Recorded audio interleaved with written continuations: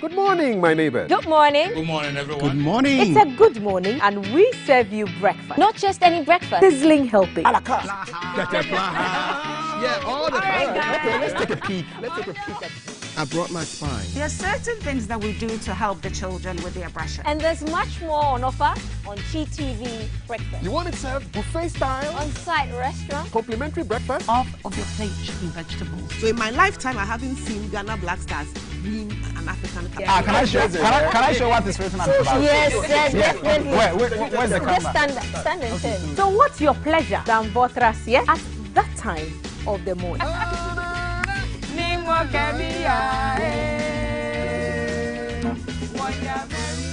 So never skip breakfast. On GTV Breakfast. From Monday to Friday at 6 a.m. We've got you covered with a trusted team.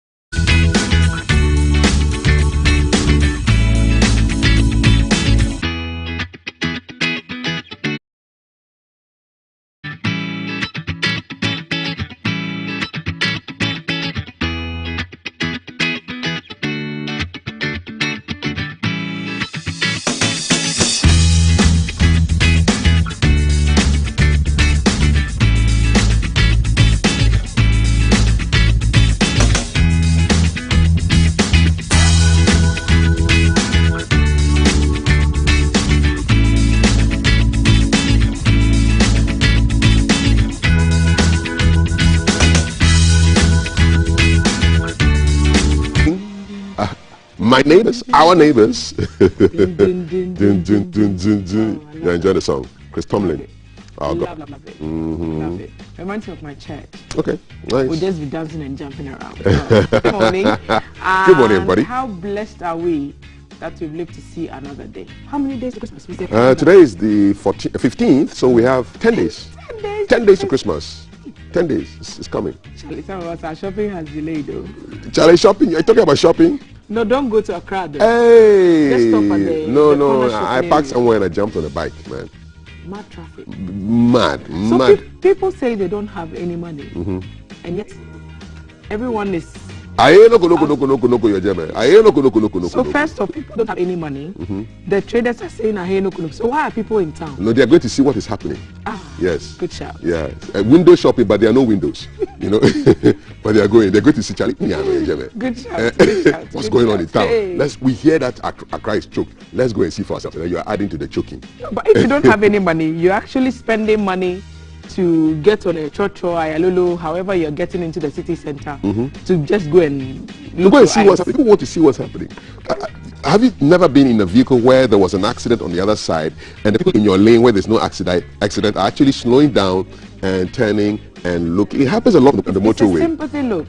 But then if you're going into town, spending money to go to town to do nothing, like human beings are just curious. They want to see what is going on. They don't want to be left out. Stay in your bed and monitor it. It's the fear of being left out. So that those who actually need to be in town can do that, and there's no traffic. Your friend is Foblo. Foblo, fear of being left out. Foblo. Good morning. Have a Foblo morning. Okay, listen. What do we have for you today? We've got a really, really interesting wisdom nugget that we'll reveal at the right time. But I always look forward to Wednesdays because we have the man who taught me how to pose for photos. This one, we need the long shot. Let's do it. So we need the long shot. On three. Wait. Let get the long shot. The feet. Okay, so we are waiting for the director. When you change the shot to this one. 1, 2, 3. Then put your foot leg up, and then you. Yeah. There we go.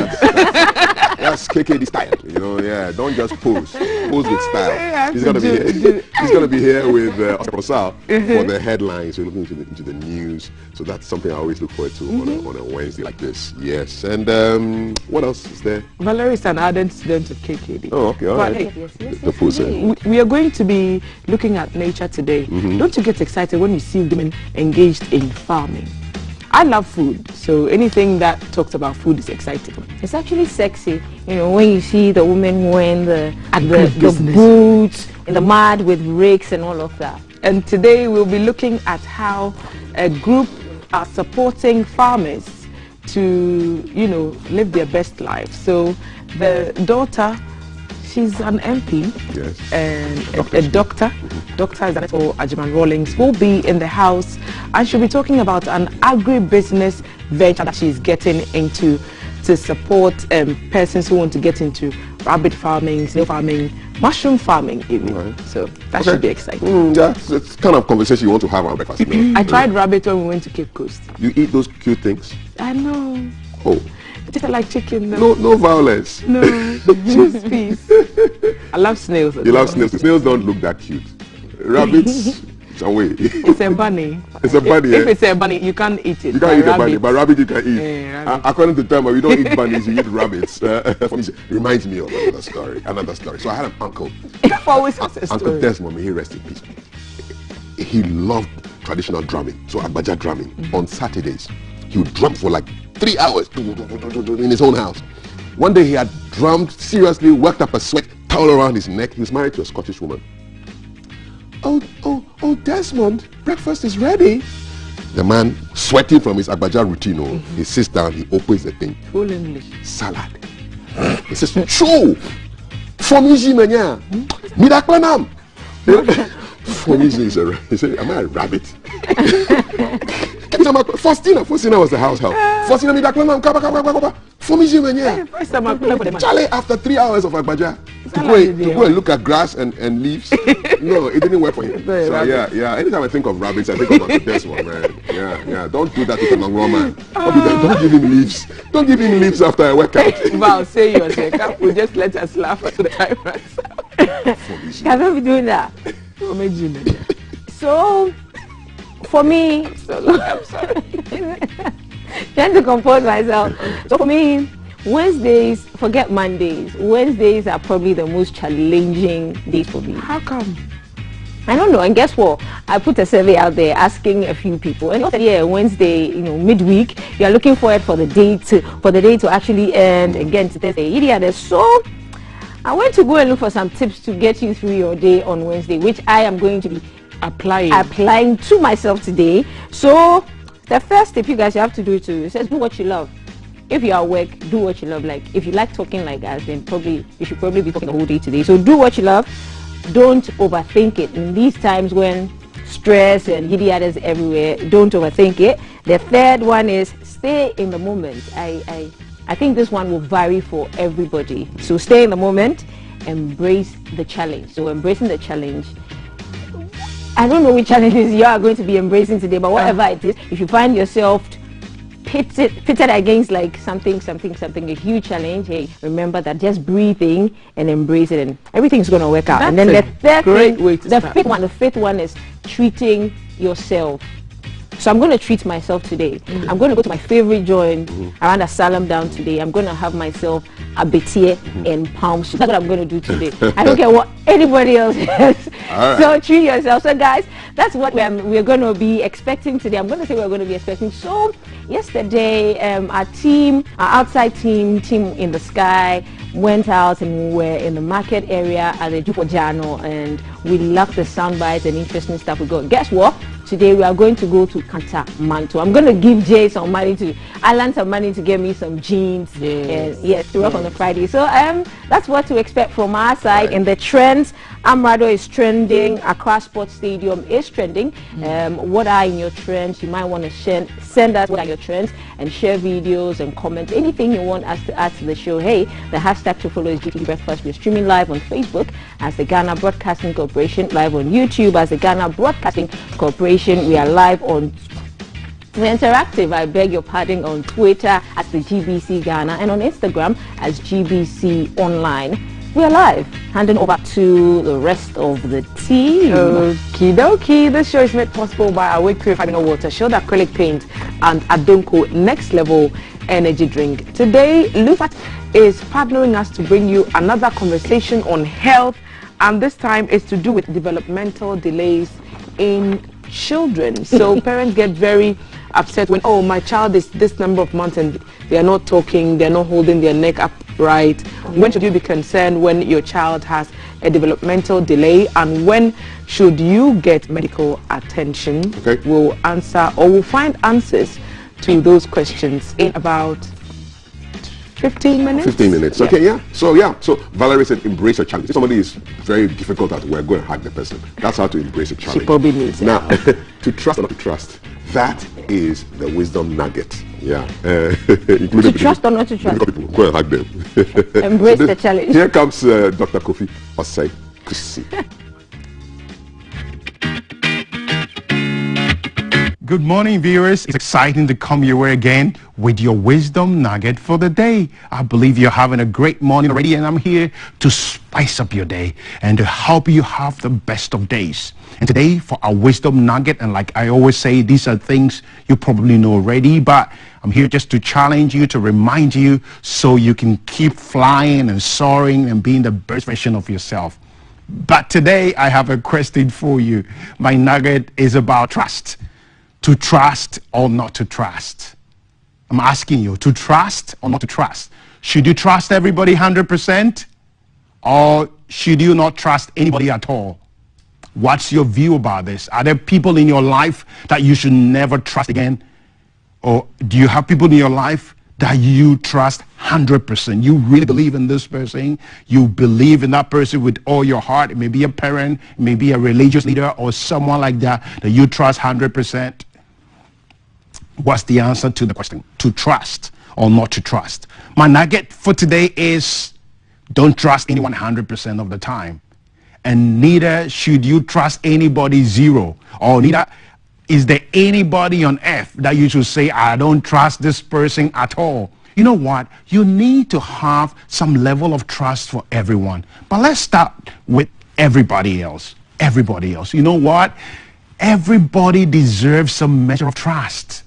I found out that even God has some level of trust for the devil. You know, even God has some level of trust in the devil.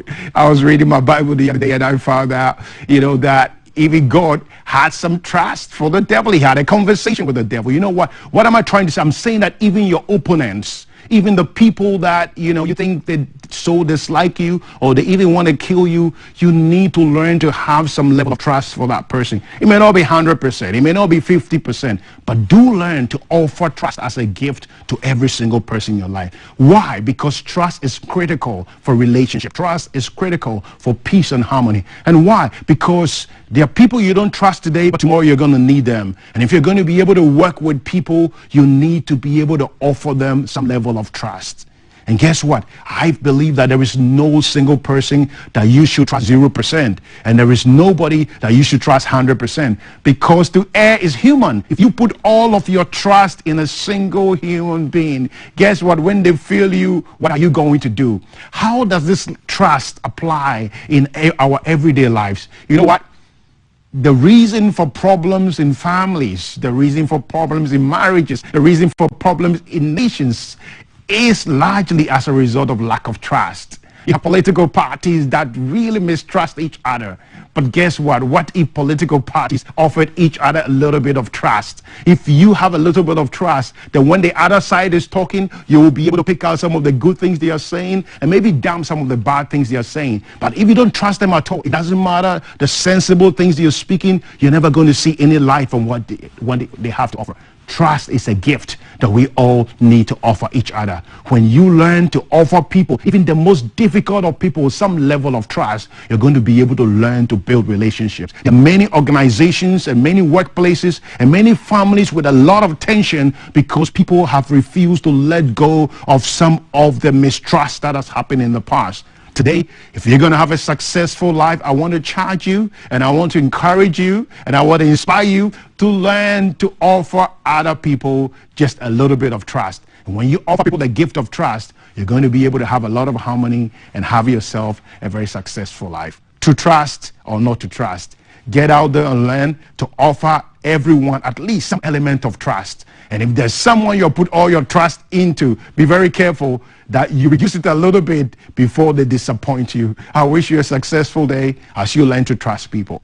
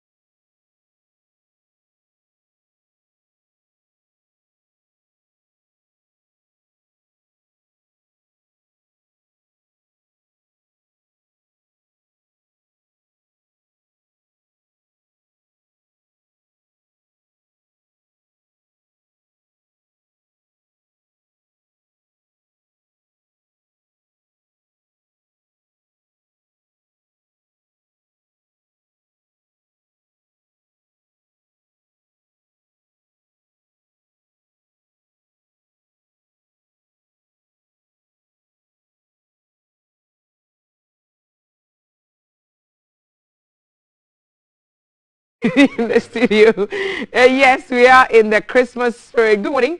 Thanks for joining us. This is the Breakfast Show live from the Broadcasting House, Studio 1. And we are happy to have you join us. We're looking into our social media trends. But Dr. Kofi Osei-Kusi talked about trust and how we should go about taking the good out of the bad situation. So a key way to start your morning, I bet. And we're looking into what's happening on Twitter especially, and the Accra Sports Stadium is in the trends. Why? Because there's a concert about to go on there and people are talking about it a lot, aren't they? So it's called the DT Music Concert, and I'm seeing a flyer headline by Stonebwoy and Davido, and a host of other artists on this flyer. I'm seeing Adina. Let me just see who else. From the capital, this is the Breakfast Show.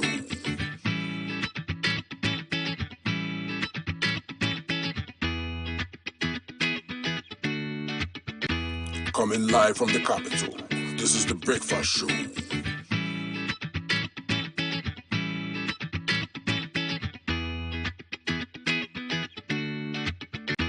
Coming live from the capital, this is the Breakfast Show.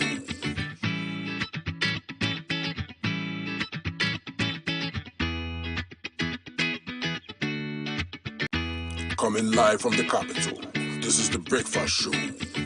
Your concert. He denies renting out the Accra Sports Stadium.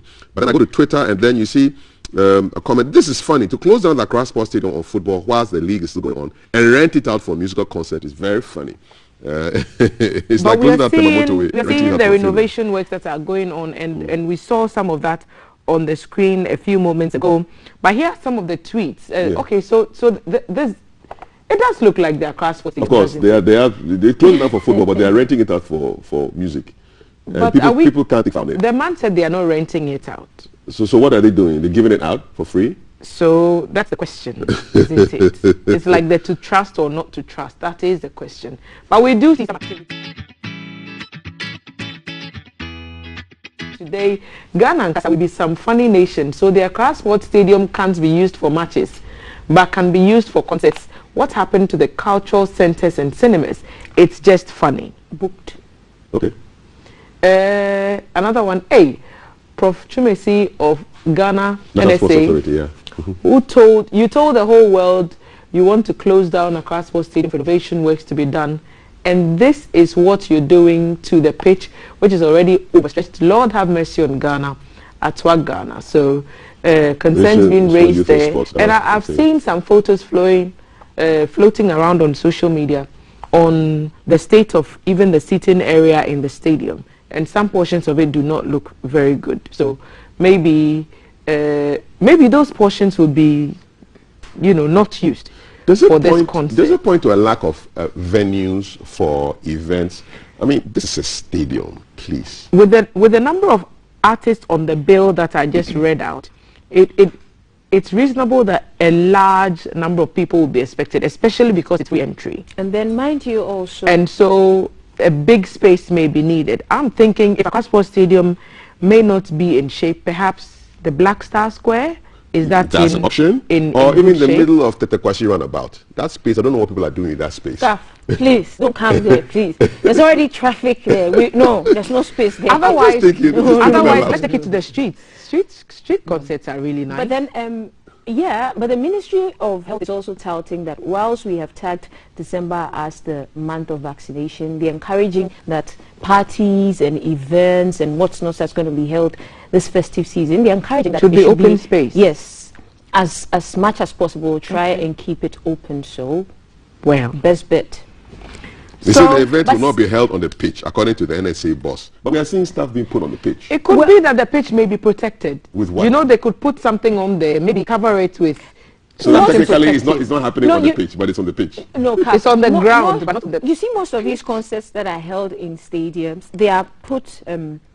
they erect the stage in the middle of the stadium, and then the people sit in the stands. So let's see. Perhaps that's what. Maybe that's what they mean by so the pitch won't be affected. So, but is that on the pitch? But they're just putting up. They're mounting a stage where, on the pitch yes. or in the air? No, on the pitch. Coming live from the capital. This is the Breakfast Show.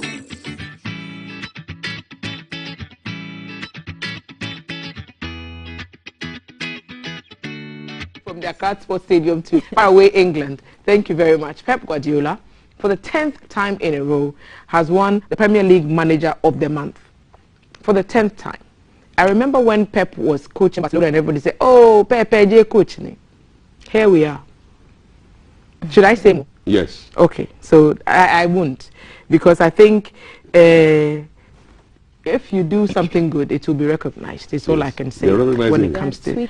And Manchester City's form with Pep in charge, I don't think anyone can dispute that he's doing a good job. Yeah. So congratulations to Pep Guardiola. For those of us, for those of you who don't know, for those of us who eye him, eye candy, we like it when he gets onto the pitch. As soon as he starts walking onto the pitch, then he starts rolling up his sleeve. Yes, I'm about to get to. You know the man. You know, with his very slim tie. When he wears a jacket, that's just it. There was a guy like that, Pep Guardiola always wear a white shirt. You like that guy too? Come on. No, it's Pep. You know, he has a way about. Pep Guardiola wins Premier League Manager of the Month for the 10th time since taking over at Manchester City. Only Alex Ferguson and Arsene Wenger have won the award more times. Yo, we wish him well. So, Man City have scored 500 Premier League goals under Pep Guardiola. Wow. The quickest manager to reach that goal. Yeah. 500. Wonderful. Wow. 500. Wonderful. Beard and all. He do all. He can't get it wrong. Manchester City have now scored 500 Premier League goals. And so ESPN also saying that under Pep Guardiola, the fastest any manager side has reached that mark. Yeah. So you realize that he didn't score a single one of those goals, but he takes the credit for it. No manager has reached 500 Premier League goals faster than Pep Guardiola. So there's a list, including Jurgen Klopp, Alex Ferguson, Arsene Wenger, Jose Mourinho, and Rafa Benitez. So none of them have reached that much that quickly. But hey, kudos to the man. All these are great coaches, by the way. All the names on this list are total legends, by the way. So Pep earning his praise there on Twitter. Of course, Manchester City fans are all over the place. Okay. Always looking sharp. You like his now? Yes, now, that's it for me. Now Pep's clean. Valerie is just crashing on Pep Guardiola. Seriously, seriously. He steps clean. Crash on Kofi Kinata and his new banger. Any day for Kofi. Kofi Kinata is just... What's a new song? So there's a new song, and I think we're going to listen to a bit of it, and then you tell us what you think, because it's supposed to be something we should be diving to as we approach the Christmas season. Okay. So let's have a listen. Let's feel it. Coming live from the capital. This is the Breakfast Show.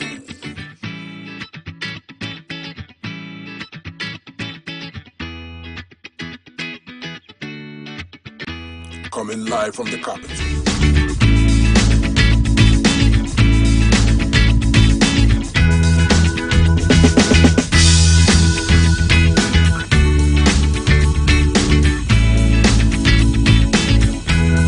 For you, or say Opry. Why you translate?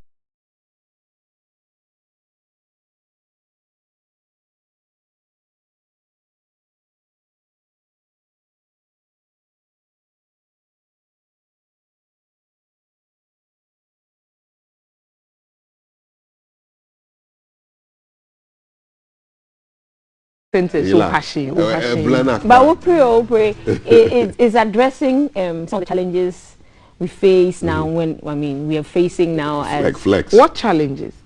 Charlie, let me tell you something. Imagine a short one. Don't a short one, yes. A short one. Imagine that we've all gone out. I mean, after a week of stress and back to back, everybody's going to have fun on a Friday night, and everybody, we go to these venues, and one table is 80,000 Ghana cedis. Really, you are still on that? Yes. Can we enjoy some pizza from Cheese? Because that one is not 80,000. It. So like it's Charlie, plenty present. But if someone can't afford it and you can afford it, I mean, let everybody play in their circle. Yeah, but we also sit in the same space. Watch it on Facebook and Snapchat. Facebook Live. Charlie Cheesy. Our Cheesy Kids for today, we are asking the question: what disappears as soon as you say its name? What disappears as soon as you say its name? So if you have the answer, if you know the answer to that question, fastest fingers first at WhatsApp number 055 556103. this one. Okay, Right. this is a chance for you to win a voucher to get yourself pizza from Cheesy Pizza, any branch at all of your choice. What disappears as soon What as you say disappears as soon as you say its name. Google it. And there you have it. We'll be going into our LUFAT segment, which will be talking about developmental delays in children, and of course that will be brought to us by kindness of LUFAT. If you have questions, send them to our WhatsApp number 05555 or follow us on our social media handles. We're streaming live on Facebook. We're also streaming live on YouTube. You can get us on Twitter and Instagram as well using the hashtag GTD Breakfast. We'll be right back. Studio One.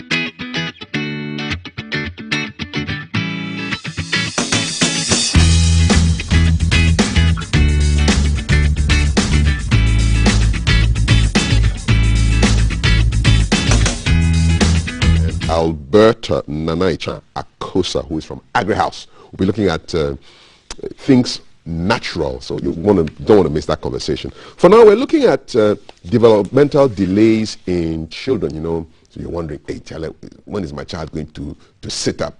You know, turn the neck, start walking, talking. What are the right times, and when do you realize that HLA it's a delay, and what can you do about it? That's a conversation we're going to have in a short while. Brought to you by Lufat Tablet and Suspension. So this is what you want to take for malaria. It's a brand of anti-malaria you can trust. It's from Tobinco Pharmaceuticals, and it was the product of the year at the Ghana Farmer Awards in 2021. They bring us health conversations every morning around this time. And we will be right back with a conversation on developmental delays in children. You want to send us WhatsApps? 055-556-1034. 055-556-1034. Welcome to the show. The conversation on developmental delays comes up right up after this break.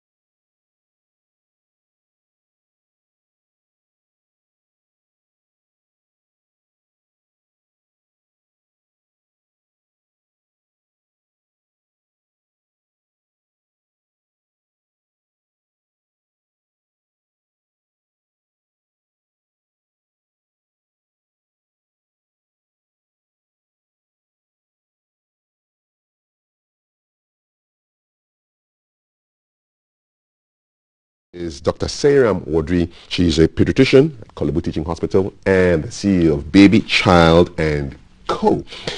So every child is unique, and you all want to see your children grow up in a healthy way. However, some children reach their developmental stages at different times. So when is it too early, and when is it too late to be crawling, turning your neck, walking, talking, and when there are delays, what can you do about that? Our conversation on developmental delays in children starts right now with Dr. Sairam Wadri. Good to see you. Good to see you. Good morning. Good morning. Let's talk about development in children, first of all, and then we can look at delays. Why is this such an important topic we're discussing today? It's because developmental problems, if you add them to behavioral problems, they are actually the commonest disorders among children and adolescents worldwide. And it's important to talk about them because when you want to correct them, the earlier you start any intervention, the better the outcome. So if you didn't know, then you don't bring it to the attention of whoever can make an intervention for you. And also, children with developmental delays, they tend to become abused. It's like nobody really understands what's going on with them. We label them as truants, disrespectful children, and then they are at risk of abuse. So these are all the reasons why it's important that we know about them and then we seek intervention for them. What are the different developmental delays that parents should look out for? The commonest developmental delays we have are speech and language impairments, and then we also have cerebral palsy, and we have hearing impairments, we have attention deficit hyperactivity disorder, autism spectrum disorder, and the list goes on and on. Let's start with the one you mentioned first, the speech and language impairment. How does that manifest? It manifests grossly as a child who is unable to speak. But even before the child begins to speak like speech that you should understand, there are other things they do before. For instance, at a certain age, the child should be cooing. That's like the small noises they make, and then they start to babble, blah, blah, blah, blah, before they begin to say single words. Yeah. So when those things delay, it should tell you that there's a problem. By the time the child is supposed to say single words and the child is not saying, then there's a problem. But usually you see that we wait till we expect the child to say, Mommy, I'm hungry. And when the child is not saying, Mommy, I'm hungry, then we all know that there's a problem. But even before that, there are things that you could look out for and then wonder whether there's a problem or not. There's a very important milestone which is pointing. You know, when a child sees something that is exciting to the child and wants to share it with the mother and so on, they point at the thing, you know, even though they can't speak. So all those things are things that we should look out for even before it is time for the child to say single words or even string words together to make sentences. Are general parents aware of what to look out for? Is there some education that you give them before the baby is born and even after the baby is born? Yes, there's education that we give them before the baby is born and after the baby is born. Every encounter with a healthcare professional should be a screening. There should be developmental screening for any child who encounters a healthcare professional at any time in their lives. And then you find that children who belong to large households and then mothers who have had babies before, they have this ability to pick those things because they are like, okay, somebody talked at 1 year and this one is not talking at 1 year. So they also have that ability. But every encounter with a healthcare professional, if you have a baby or a child, it should be used as a screening opportunity. So you ask questions, what can the child do or not do? And then you see that the child is doing well or there's a problem that needs intervention. Are you saying that if a child is a first child living in a small household, there are no other children to compare with, parents may not pick up on developmental delays just because there's no reference point? That may happen. I don't have figures to back that, but what we usually see that those that are coming from households where there are other children, the parents are able to pick those things up fast because they tend to compare with others. But then there's also a disadvantage when you are comparing your children with others, because like you said in your introduction, children are different. They all do things at their own pace. Some are fast walkers, some are fast walkers. But then obviously when there's a very big gap, then it's a problem. But when you are comparing, you have to be careful because where somebody may walk fast, somebody may talk fast and so on. And even cultural contexts vary. We know, for instance, that children elsewhere tend to talk faster than us Africans, whereas we walk faster.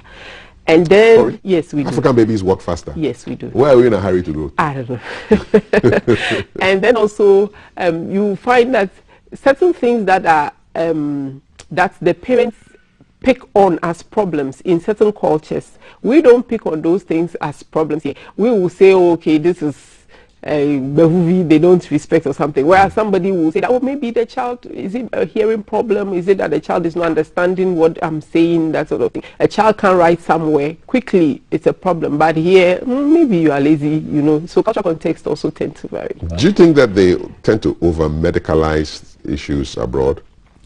I don't know, I'm not abroad. I can say that we are not. What does the literature say? I mean, are they quick to medicalize things? So I've read some things and then I'm not sure because, you know, abroad, I know that there's a lot of support for you if you had a child who was disabled. So you are quickly, you know, you are in a hurry to quickly disclose that you have a child with a disability. But here we deal with stigma. And so they tend to come in a bit late and that sort of thing. Here we are so concerned that maybe the daddies will say, well, this is not my child, my family, we don't do those things. So the context is important. What is the main cause of developmental delays in children? So developmental delays may be caused by problems that occur when the baby was in the womb, problems that occur during delivery and after delivery. So a baby is in the womb and the mother has a very bad infection, it can affect the child. Or baby is in the womb and the mom drinks alcohol, can affect the child. Alcohol is not good at all. When you're pregnant, you shouldn't drink any alcohol. Drinking alcohol? No. How about energy drinks?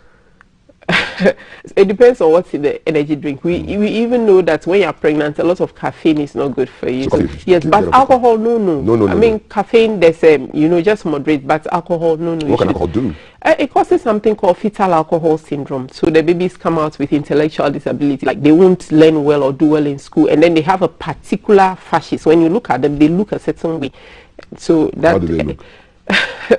difficult to describe unless you're in a medical class. But then they also tend to have developmental delays. Like they won't talk when you expect them to, they won't walk when you expect them to do those things. Any form of alcohol, beer, wine, appeal? Alcohol. Palm wine? Alcohol. Okay. All right.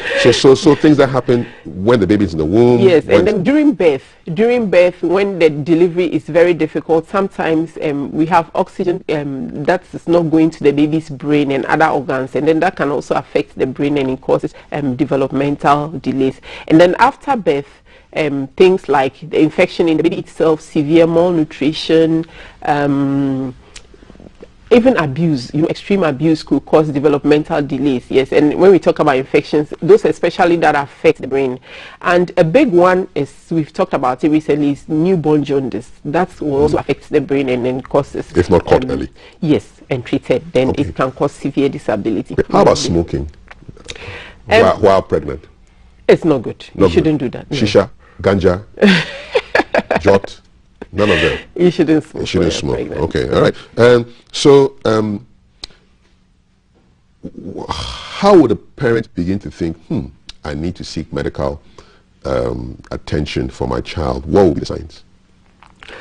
Anything that doesn't feel right to the parents, because usually they have this intuition that something is wrong. They just can't put their hands to it. Okay, somebody may come like, I've always noticed that my baby was extra soft. That's floppy. Like when you hold the baby, there's supposed to be a bit of tone, but then I've always felt that my baby was extra soft, but there wasn't really anything happening and so on. And then another one I didn't talk about is chromosomal. That's like how the baby is made, because we have things like Down syndrome and other trisomies. So maybe you've had children before, they all look a certain way. Then you have this baby who looks different. Yes, so you also know that's a problem that you should bring to the healthcare workers' attention. But there are subtle things. There are subtle things like they can't really put their finger to it. They can't put a name to it, but they know that compared to other children, this my baby is not. Yeah, but there are big ones that we all look out for. We look for when the baby's neck is able to stand.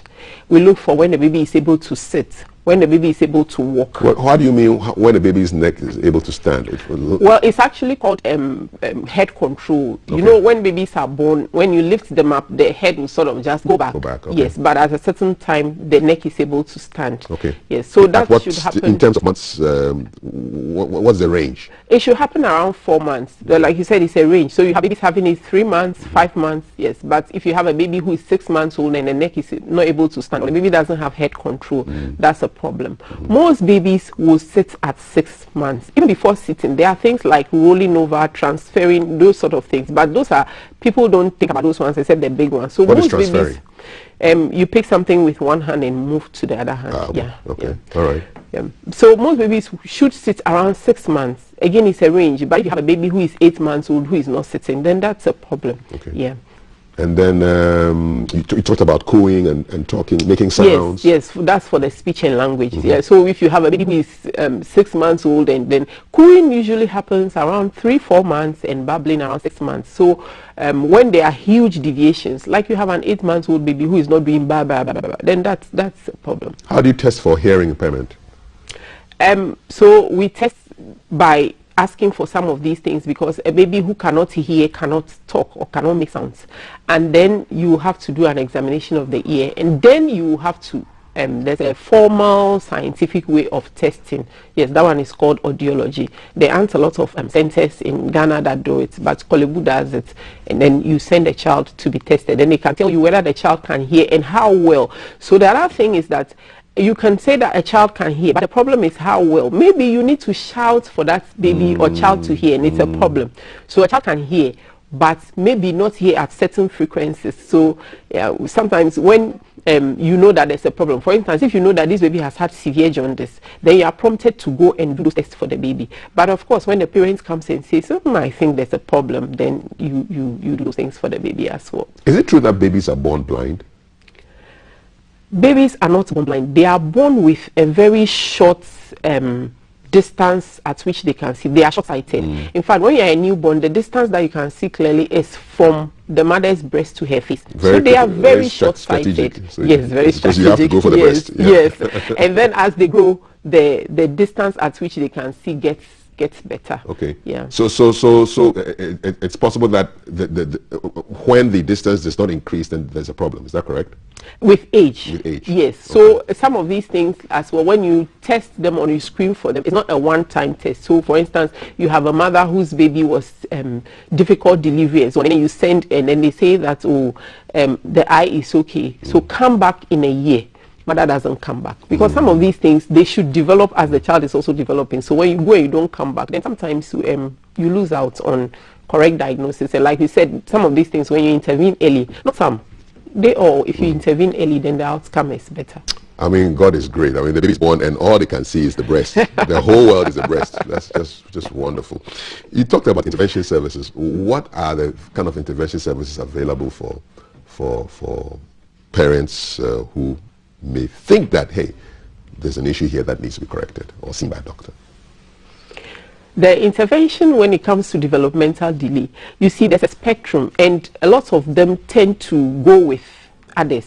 So for instance, if you had a baby who had severe jaundice and has disabilities from it, you find that that baby has cerebral palsy, which is usually a problem, or which is mainly a problem with movements, motor, but that baby as well may have some hearing impairment. So you see, because there was a problem with the brain, it's not only one domain that is affected, so they tend to go with other things. I mean, rarely you find a child who has only speech and language, but often they go together. So it makes the intervention multidisciplinary. So you need so many people to come on board to help that child. And that also makes it stressful for parents. If you have a place where today you see this person, the next day you go and see the neurologist, the next day you go to the speech therapist, the next day you go to the nutrition, then it becomes a burden. But yes, so many specialists need to come on board, because we want the child to be a holistic person. For instance, most of these people with children with cerebral palsy, it's very difficult to feed them. So you realize that they get malnutrition. Meanwhile, if the body is not nourished, then the brain is also not developing.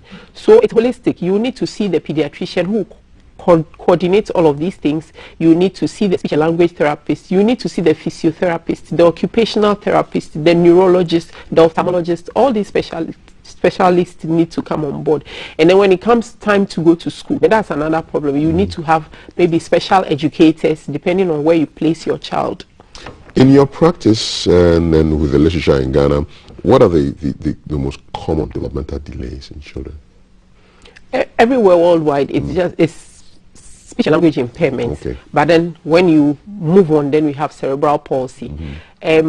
We probably see more cerebral palsy because everybody knows when you cannot walk, but not everybody knows when you cannot hear. Especially, maybe you can hear, to a certain degree, yes. So when you come to our clinic, you find that a lot of children have cerebral palsy, but the commonest is speech and language, where they are unable to communicate. Yes. How do you help the parents? I must imagine that it must be quite distressing for parents to face the fact that their child has a developmental issue. It's extremely distressing, and we don't help with the stigma.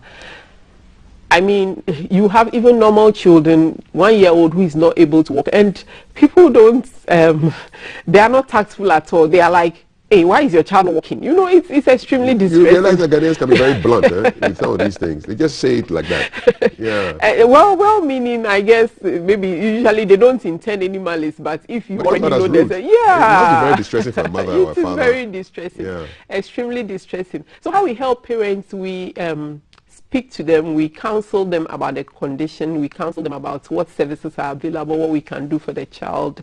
It's going to be a long-term therapy. It's not like treating malaria or pneumonia where you take antibiotic course and you are done. No, it's going to be long-term therapy. The child will need to be followed up for several years. And then there are some outside the hospital setting, there are some groups that you can find online, Facebook and so on, where you can join. But we continue to talk to the parents. The treatment necessarily involves a clinical psychologist, because when a child has such a problem, then it's the whole family that is needs therapy, so to speak, because the child is sick, but then the parents are distressed. Sometimes there's a lot of strife in the family, especially the daddies. They say this one is not mine. The daddies just reject the babies outright. This one is not mine. My family, we don't have that. Wow.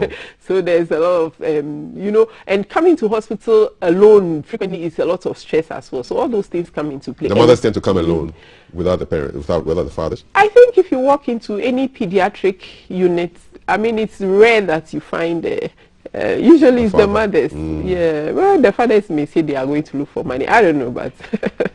It would help if the fathers came too, right? Of course. So sometimes you specifically need to ask that the father comes, because if, like I said, the whole family needs therapy usually. So sometimes you specifically have to say that let the father come, so that you talk to them and explain to them. Yes, and some of these things are not anybody's fault, so to say. Yeah. Would you classify autism as a developmental delay? Yes, autism spectrum disorders. It's a spectrum actually. So we have the one that you can see, and it's autism, but then there's the mild. Yes, it is. And for parents who think it's the end of the world, the child has a developmental delay. It's not really the end of the world, is it? In some cases, the children can actually thrive. Not at all. It's not the end of the world. So, for instance, there is it's a whole spectrum. So there are some people mild, and then there are some people that you know, the disabilities or impairments are severe. So it's a whole spectrum. But even with the severe ones, for instance, just last weekend I met this mom of young Phil Bettino, who's doing wonderful things. Autistic child, he's now a teenager, who's doing wonderful things. So it depends on the support. What things is he doing? He's racing, he's playing piano, he's like some regional champion. Oh wow. Yeah.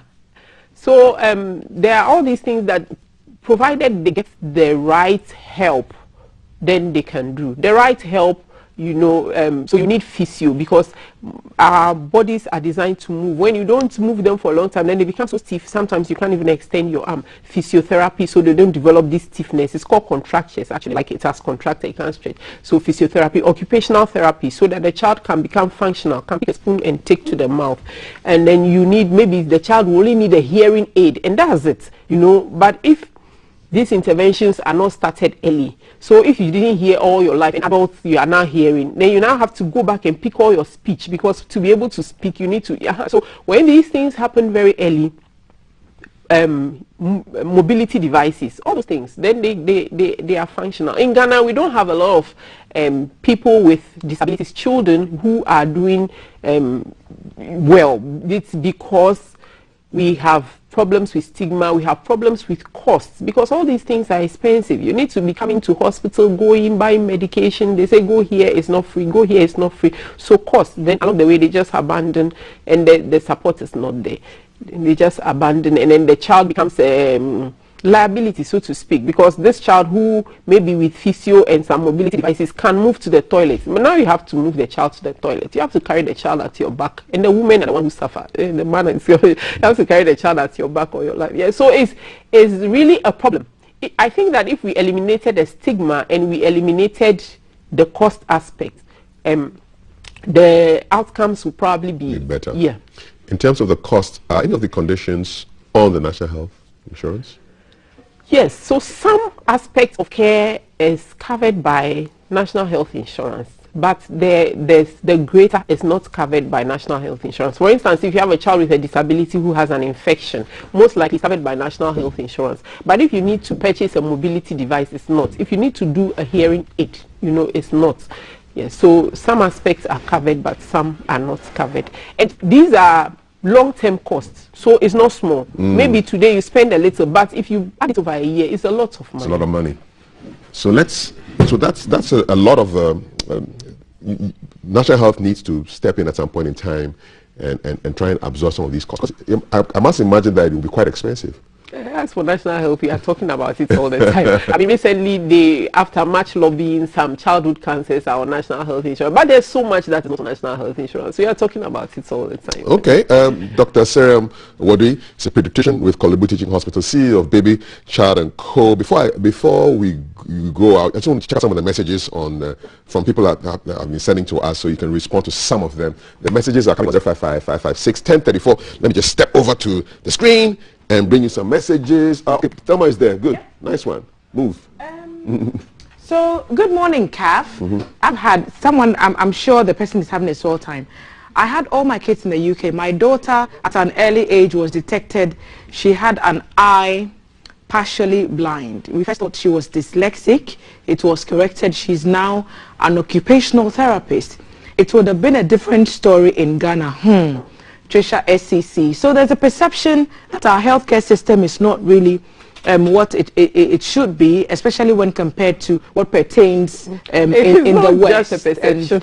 And it's a reality, isn't it, Doc? Okay, so a confirmation there. This is a long one. Maybe I can take. Good morning, CAF and Dr. Sariam. Developmental delays in children, great topic.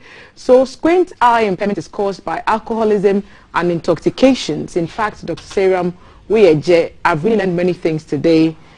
This one, if I attempt it, my fancy people will come for me. Hashtag GTV breakfast. Other causes of delays could be in cases where working mothers leave their babies with wicked caretakers who maltreat children, and more so exposure to radiation. Abuse can cause developmental delays. Abuse will cause developmental delays. All right. Any more? Interesting. There's so many. Yeah, watching is what you say. Yes, keep watching.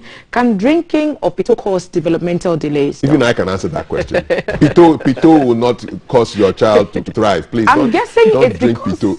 It's because people think it's a natural, like palm wine, and so I'm guessing that's where that question is coming from. But Pito has alcohol. Any alcohol, where you're pregnant, any alcohol when you're pregnant. Whether it's natural alcohol or... Alcohol be alcohol. Doc, can you take mash kenke that is fermented?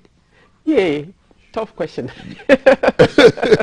Because we are talking about alcohol, and we know that fermentation is part of the process. So yeah, I think the alcohol there is much less than alcohol. No, it's not. Okay. I need a video recording of the discussion. I think the team will send you a link. No, so it will be on Facebook. It's on Facebook. You follow it up. If you are not following us on Facebook, you should do that. You can find us at the Ghana Broadcasting Corporation. Just type Ghana Broadcasting Corporation on the search button of your Facebook, and then you will find us. We're streaming live there. Let's see if we can. We still have the last name saved as Salty. He's not going to be very happy with that this morning. Can you detect whether your child can talk within 3 months? Yes. If there is an impairment, you should be able to, if you screen for it at 3 months, you should be able to see that there are problems. But you won't be able to make a definite diagnosis. So you will say, let's follow the child up and see how the child develops. Okay, and this one is about hearing impairment. Say, can hearing impairment be corrected? Sampa Fuseni from Samini in East Maputo district. Yes, it depends on what is causing the hearing impairment. Some can be corrected. Okay, here's one saying, watching you live, GTV, thank you, keep watching us. Okay, let me do this quickly. Scrolling, watching you people live. Good morning to all. Good morning to you too, sir. Nice, thank you. We also think it's very, very nice. So this is a topic that we are discussing today. All the information is usually shared ahead of the conversation on the day before the program. So follow our social media pages. Sorry, I'm already in class. I'll view it online after school. That is very, very possible. So join the conversations across our social media platforms. We are streaming live on Facebook and we're streaming live on YouTube. So you can always go back and rewatch. I think I'll hand it over back to CAF, you and Dr. Sariam, so that you wrap up. There's so many more messages, but we'll leave that for much later in the show. Thank you very much, Thelma. So what's your final words on this topic of developmental delays in children? For parents, what do you want to tell them?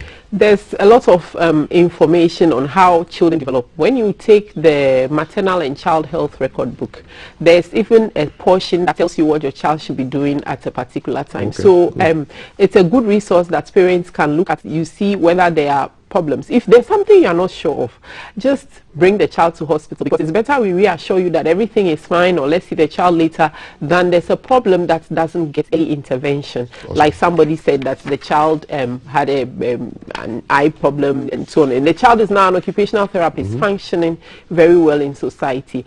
The other thing is the stigma. The stigma. I mean, we are afraid to say that we have children with disabilities.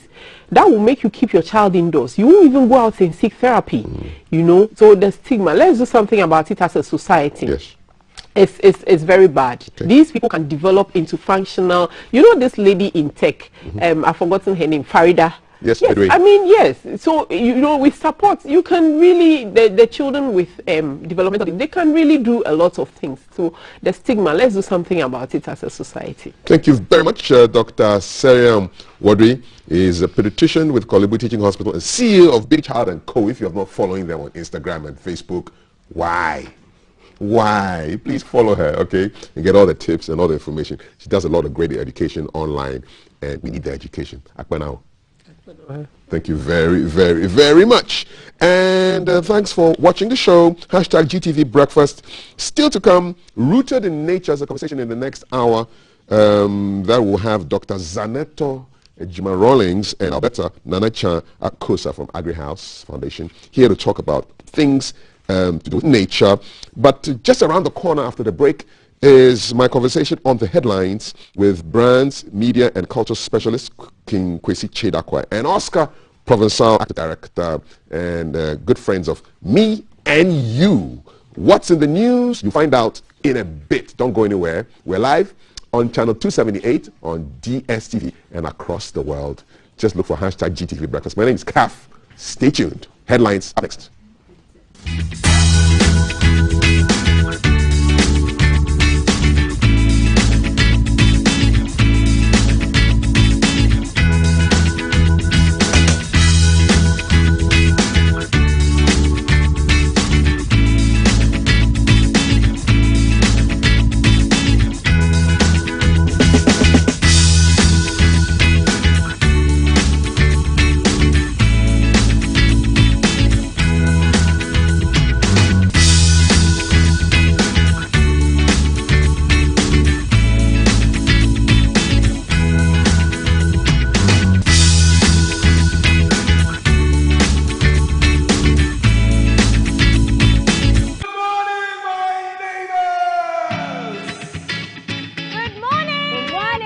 It's a good morning and we serve you breakfast. Not just any breakfast. Sizzling healthy.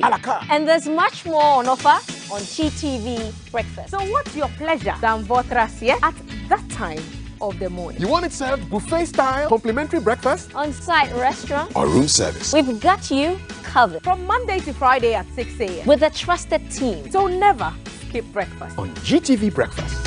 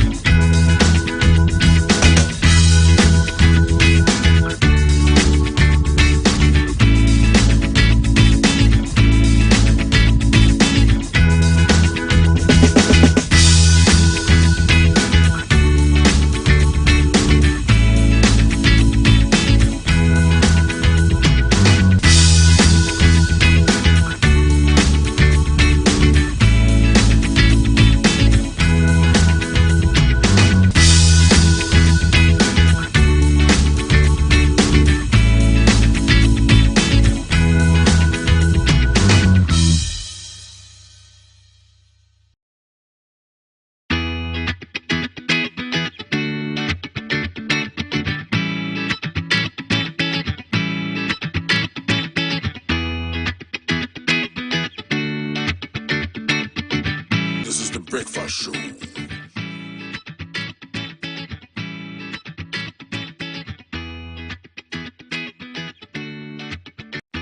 Coming live from the capital, this is the Breakfast Show.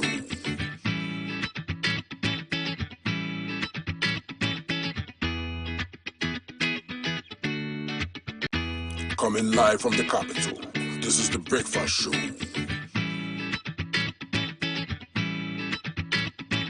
This is GTV Breakfast, time for the headlines. My guests are King Kwesi Chidakwa, media brands and culture specialist, and Oscar Provençal, actor, director, and your new stuff is out, Oscar. Your new project. That's right. Inspector Bediako Reloaded. It's out. Where can we watch it? On DSTV, Aquaba Channel 150. That must make you so happy. Well, I mean, it's how long? 25, 30 years since the the original series. Okay. So it's good to have it back. All right. A new crop of a new team. And so the legacy continues. So, and I think that's the kind of brand we want to do for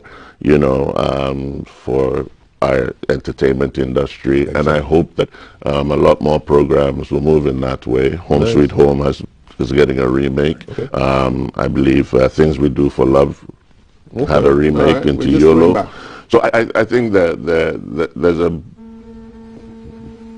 bright sign on the horizon for our industry, and I think that this will set the standards. Awesome. And what's your role in the new series right now? I'm like a kind of mentor. I'm guiding my son, and it's a good way maybe to pass on to the next generation. Okay. It's something that even in our traditional settings, we ought to. You will find that there are a lot of fathers who have businesses, and the businesses die with the fathers when they are gone. Indeed. Because the sons are not carried on into the business and so forth. Indeed. So I think it's a good indication of, family life and, promoting our African values as well. Awesome. What's new on your side of things, man? Well, it's just work, and we have a big production coming up on 24th night.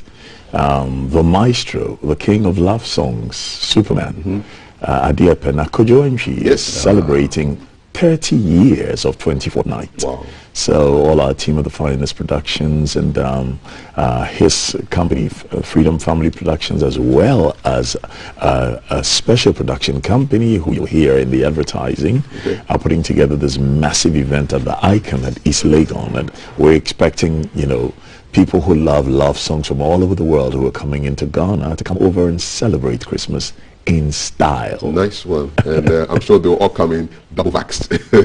And we'll talk about that in a short while. But just your brief take on the renaming of the film industry in Ghana. So I understand it's now called Black Star. What's your take as a media guy, as a brands guy, as a culture guy?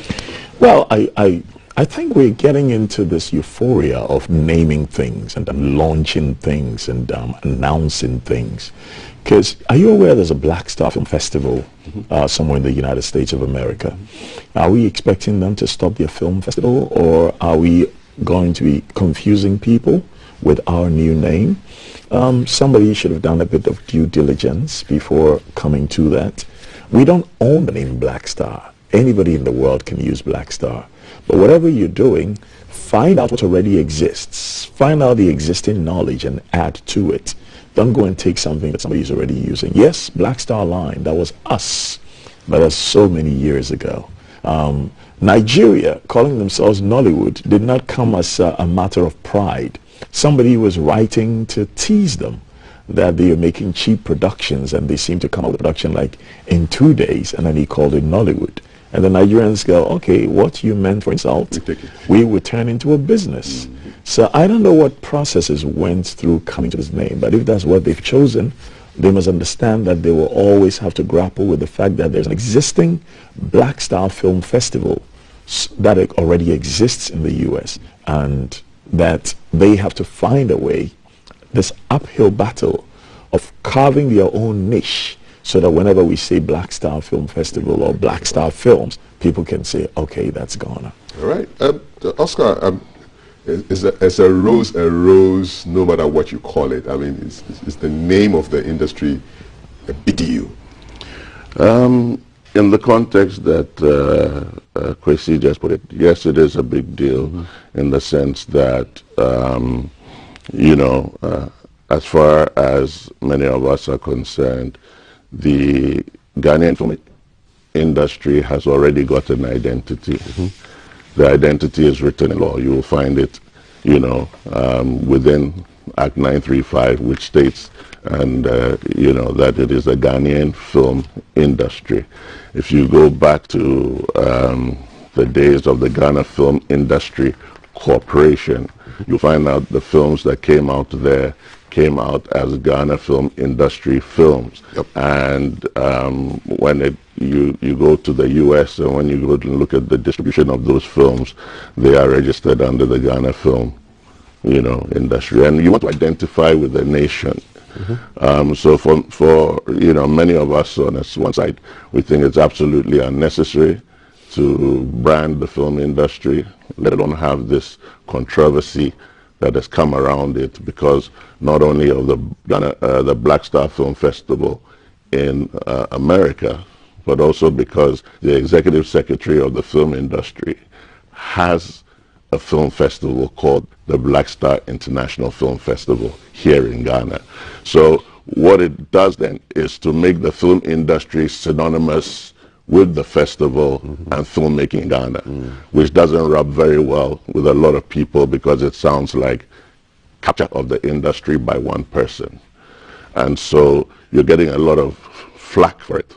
And the necessity, he's laughing. Why do we do this to ourselves? For me, it's very unnecessary for us to. I want to ask you that the most important thing, and like you're saying, Nollywood was coined by a journalist. It took its own evolutionary process. Hollywood is called Hollywood because a gentleman went to cite the film industry in a town called Holly, you know, because of the holly trees that grew there. And because of the volume of the films that they produced from there, that became synonymous to filmmaking in America, that's why they called it Hollywood. And Hollywood is associated all over the world for the sheer volumes. So of course we have Bollywood, Bangalore movies. And you know, but as we're sitting here at the moment, we have an industry that is virtually, you know, on its legs, not legs, but being resuscitated. And we're interested in what are the most important things before we look at even issues of names. It's about production. How do we tackle those issues? How do we regulate the industry? The NFA is there for regulation purposes, yet we have not touched in 2 years any issue regarding regulation. And as performers and industry players, we get into this, you know, we now have to still go into production without regulation, even if you have the NFA. Okay. These are matters that really need to be tackled. So a lot of conversations and controversy around the name. This is laughing.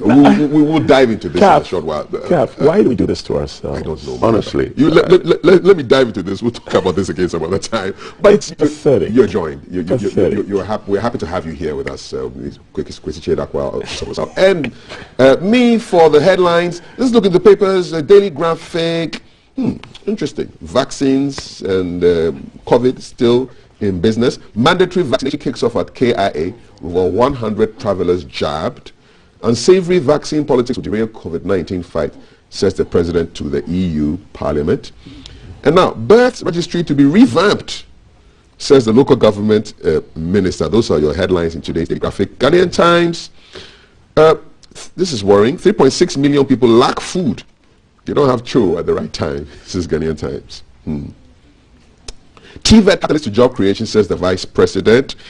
And those are your big headlines in today's Ghanaian Times. The Finder, allocate 30% of viable mining concessions to women, says a group that is interested in equalizing the terrain. And the 2 out of 5 persons live in slums in Ghana. That's 40%. Daily Analyst, 2022 budget debate. We are only keeping government on its toes, says Muntaka to Otumfuo. COVID-19, stop compulsory vaccination, Ghana Health Service urged. And the custodian leads with major boost for education as the Vice President launches the Ghana TVET service. Okay, so let's look at TVET because it seems to be a big story in 3 out of the 5 papers I have here. Let me read what's happening in the Ghanaian Times. Page 17, picture of the Vice President. Another thing that has been launched. So the Vice President launched the Ghana Technical and Vocational Education and Training Service in Accra yesterday. It's supposed to give a facelift and a boost to mainstream technical and vocational education training in the country. He commended the president for his visionary leadership, and I'll give you a quote here. As a people, we need to remind ourselves that the young people of our country are among the more gifted and talented globally. Therefore, the onus lies on us to provide high school students the necessary vocational and technical skills for the socio-economic transformation of the nation. Kwesi, this TVET conversation has been going on for donkey years. And now we have a TVET. What's so funny, man? What's tickling you? It is a very dangerous time to have a brain in West Africa. A very, very dangerous time to have a brain in West Africa. And I dare say in my dear motherland, Ghana. Because if you have a brain and you don't use it, you're a danger to society. I just cannot understand how, when we as a people know full well that in his good faith, the president appointed too many ministers for our own good. And after watching this for 4 years, seeing with clarity that the number of ministers must be reduced, we're now adding on to ministries, departments, and agencies by creating other offices again, as though those people who already have jobs in the public services are overloaded with work or do not have a brain to chew gum and walk at the same time. So we are adding to the public debt by employing more people in the public services to do work which should have been done consistently over the past 25 years, to prove to all of us that over the past 25 years, all our politicians have done is to pursue their selfish interests whilst impressing upon us that it is for the public good. What is a TVET service? What exactly is it? It used to be National Vocational and Training. We should be cutting down the numbers in public service. It's another name change. It's just like... Yeah, but that's what I'm saying. We should be cutting down... Look, I see some of the ministries, and look, the whole Ministry of Culture and Tourism can be put under Ministry of Trade. Look, we are all students of life and students of history. This whole TVET service that you're talking about can be the work of 3 desk officers at the Ministry of Education. Desk officers. Why are we doing this to ourselves? And that's what I'm saying. It is a very dangerous time to have a brain in Ghana. Because if you have a brain, then you will find it difficult to decipher things only along the lines of MPP and MDC. Your brain will tell you this is good, this is bad, this is ugly. But if you have a brain and you say what is true, whoever is powerful at that time says you are evil. Now, if you say that very same thing, when they are in opposition, they will say you are good. Why are we doing this to ourselves? I mean, I think this is the line of the week. Why are we doing this to ourselves? And what is with all this pageantry and launching and naming? And what is with the journalists who go and cover these things without asking for a clear plan? So when they make the announcement, you can announce the clear plan with dates. So you can now follow up on that clear plan with dates so you can report on it. Look, we're getting saturated with utter poppycock. We are not doing things of substance. We are just embellishing. It's polish on dirt. Beauty. Every money we have must actually be getting work done as opposed to creating fanfare. And this goes for every politician, no matter what party you're in. I have observed this as a journalist from the time I was 19 years old, and I have seen this country, and I've seen politicians come and go, and I've seen people who had nothing, very minimal education, all of a sudden make so much money with their cronies every 4 years. And what do we do as citizens? We can't complain if it is our friends in power, and then we shout the loudest if it is our enemies in power, but those in power still do the same. So now Bawumia has announced this. My fear is, are we going to have a time when, just like he announced, that no, we should never tax mobile money? It is going to be offensive to the people of this country. Our own people, and some of them in the same party, will turn around and come and tax mobile money like is about to happen now. Or some of our people now are going to turn around and say, oh, that TVET service he launched was nonsense and we're not going to do it. Where are we going as a people? Where are we going? Do you know? Let me know. TVET service. 1034. I mean, TZ service would be better. Free TZ for everybody. You're making me hungry, my brother. Listen, so NVTI is now TVET service. Oscar, we just started this show off on a name change tip. And now this is the first story that we're. So what? We'll christen Jesus Christ by Zoroaster, or we'll christen Muhammad by another name, and all of a sudden everything changes? Oscar, give me your bite on this. Oh boy. Well, you see, we've had NYEP, gone to YA. The name changes, but you see, I think Kwesi said a lot. But I think the most important thing is that are we placing an emphasis on technical vocational training, and is that what we need for our nation going forward, to position ourselves, in a favorable position, especially when there's so many. I mean, Africa is going to be the continent with the largest number of youth. Yes, we have the youngest population. Yeah. What that bodes for is that issues of unemployment, and if we can get the youth, and apparently they're going to add entrepreneurship as part of it. So I think that going forward, I hope that when the next government or opposition government comes into office, they won't change it to another name, just for spiting sake. It's really about the substance. Do we really need technical, vocational, and entrepreneurial training? Absolutely. And so the principle is right. The emphasis is also right, I think, for this time. And I'm hoping that we look at the broader picture about how Africa, or how Ghana is positioning itself vis-a-vis Africa, and vis-a-vis how Africa is preparing itself for what is coming in the future in terms of global, globalization. We're in a situation where I'm sure we all know that Africa has about 60-70% of all the mineral resources here. We've been colonized before. We've gone through neo-colonization. I don't know what the next one is going to be like. But we're getting into an area that our politicians really have to think hard. If you see how Africa has been treated, it's not rocket science. The history is there. The history is there. We have to become self-sufficient. We have to look after ourselves. I don't understand. Africa is treating themselves well. Obviously not. I mean, the history is there. We don't have to go into all the details, but obviously not.